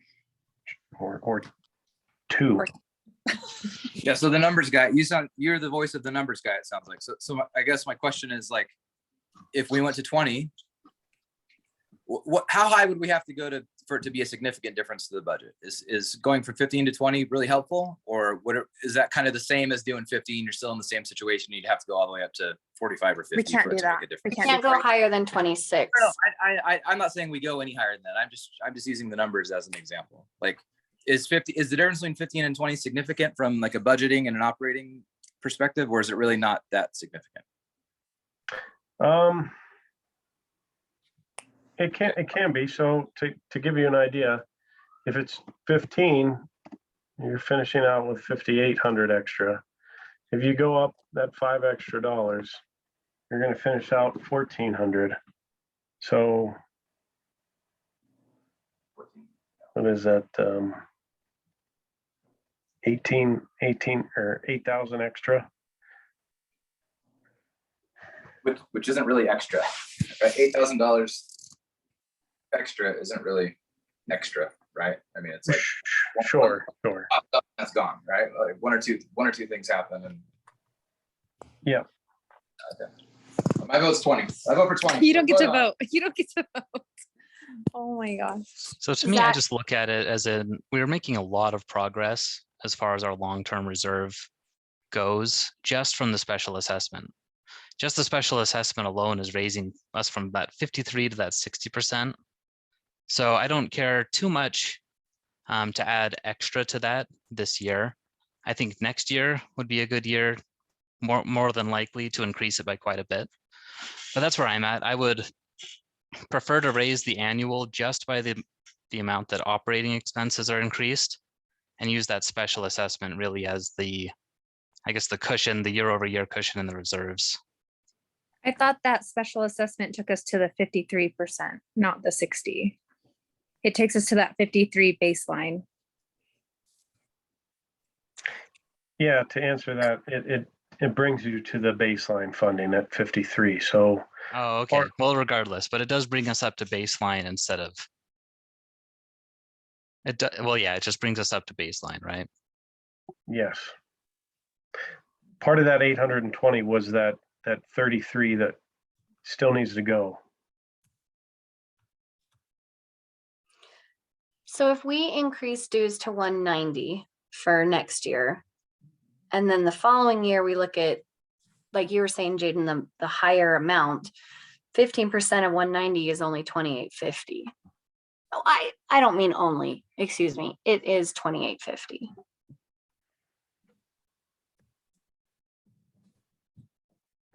Right, and that's for me, it's just about spreading out. We don't need to catch up all at once. And so we're already taking a giant step with the special assessment. That's great. But I don't see a ton of need to increase it this year.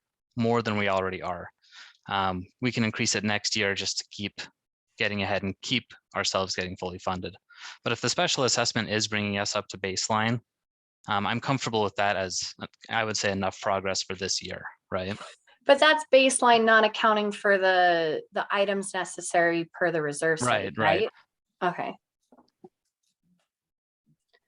So then, Zach, can you, and I know the numbers are skewed because of inflation, but can you pull up on the reserve study what the estimation for the stucco painting and repair is for next year?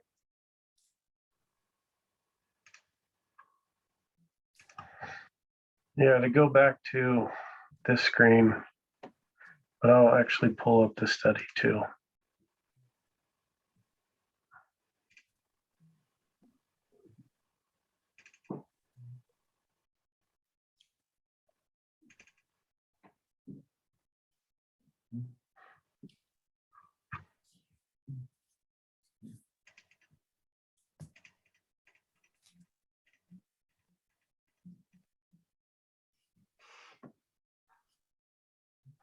So the projected price is right there.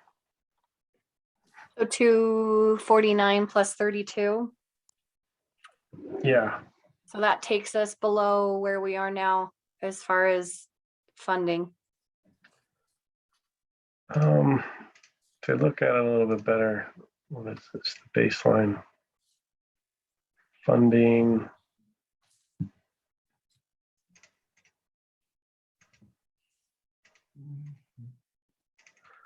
I think it is this one. So they're taking into account money you're putting in. Again, this number at 623, I had backed out the railings that were projected for another year, and that's where you get to the 608. So you take into account your contributions, any interest that they would expect could be earned, and then your expenditures for that year. And that's where the ending balance should be for 2023.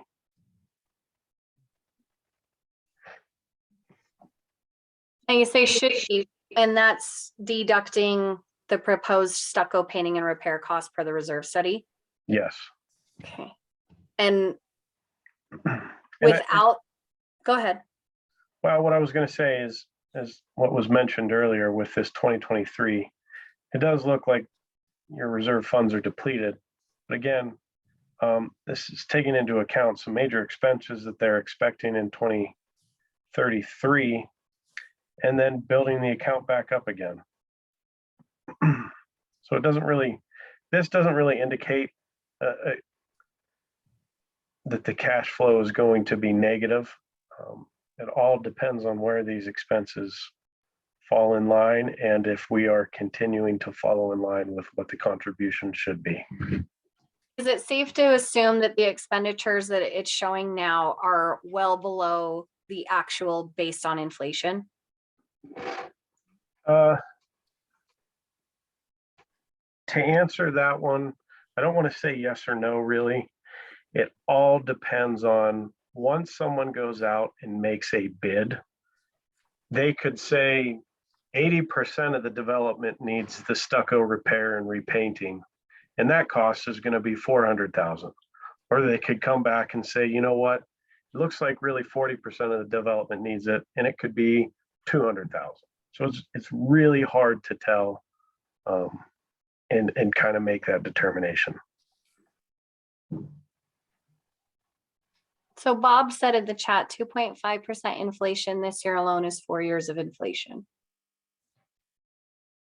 I don't understand what you're trying to say, Bob. I apologize. Yeah, and these are unfortunately things that we'll need to wait for. These are 2020 numbers with a 2.5% inflation rate. We had 10% inflation last year, so that's basically 4 years of inflation of this budget. So your dollars, when you put these against scope, you know, however many roofs you wanted to do, or however much stucco you want to do, you know, you're not going to be, this year alone, you're going to lose 10% of that.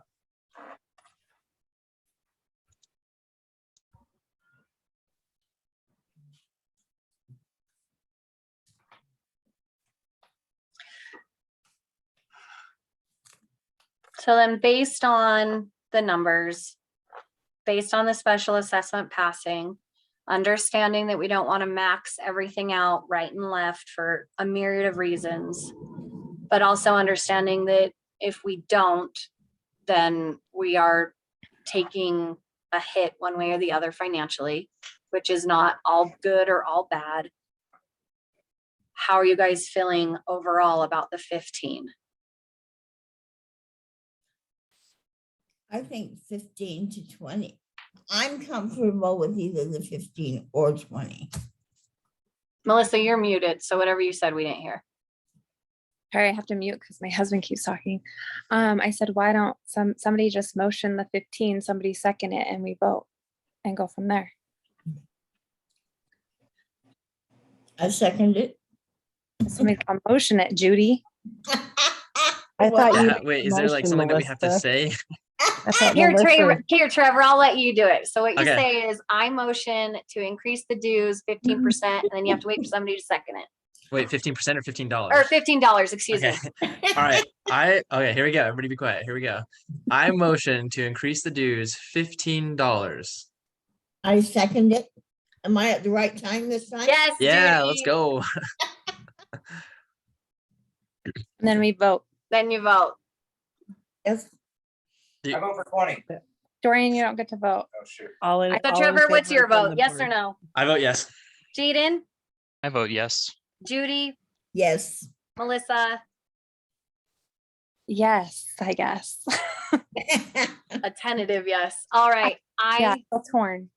Yeah, I will go with the majority and vote yes as well. So that's a unanimous vote to increase the dues $15.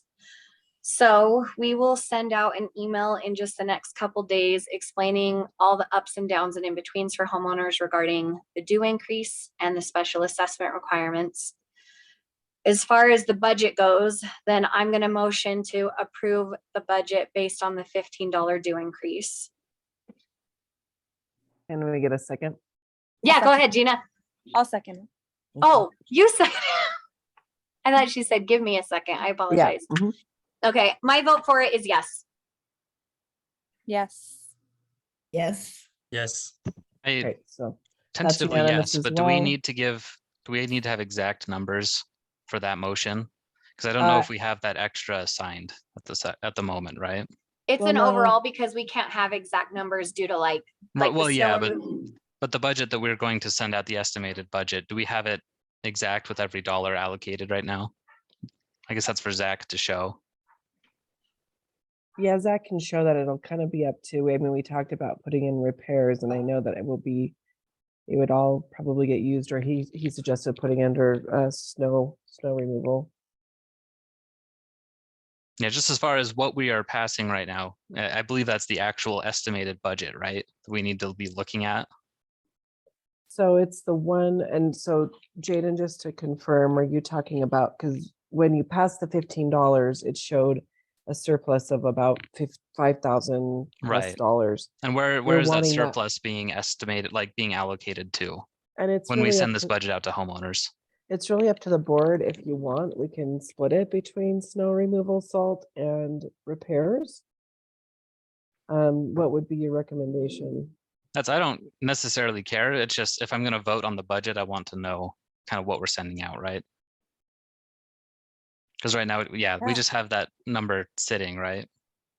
Yeah, it's just showing a surplus, so then it So can where be would we used want at that the to be? board's discretion. Where do you want it, Jaden? I mean, I imagine repairs are what we're going to probably end up spending it on. So that's Yeah, where I I would mean- want that as far as what we're sending to homeowners for the year as an And you estimate, as a know- guiding document. Right, there's always times during the year where with any board will get hit with a sprinkler repair, or will get hit with salt or whatever, that's something where the budget has been exhausted. And so we'll have to reach out to the board and say, this can be paid for out of operating cash, but we'll have to take it from this GL. So then we'll like resituate parts of the budget. It's Oh yeah, kind no, of like no. I'm just kind of as a motion of, I guess the order of things is we're voting yes on a budget, but the budget's not finalized. The amount is finalized, which is great. We just moved that motion. I just want this to be, I guess, completed before we before I will vote on it. Like what Zach has just done is fine. I think that's, Okay. I don't think, He's kind of I think split that's it. good. Mhm.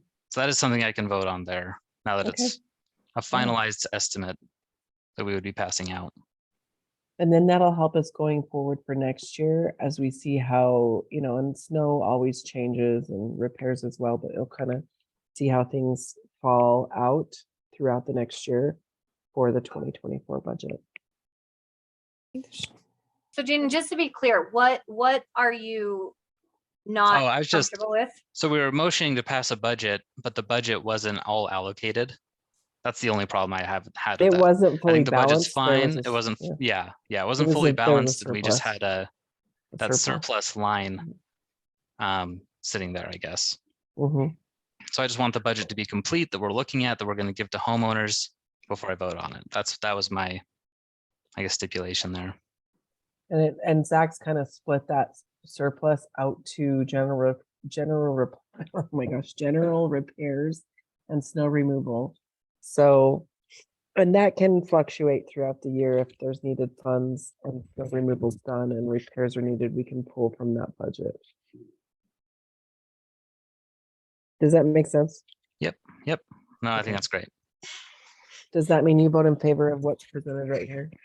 Yes, given now I'm ready to vote in favor of passing this budget. Good. All right. Everybody else is good. All right, if we have any last comments or questions from the homeowners that are still here. Uh-oh. I say uh-oh because we got a big thing in the chat. Let's make sure we're addressing it.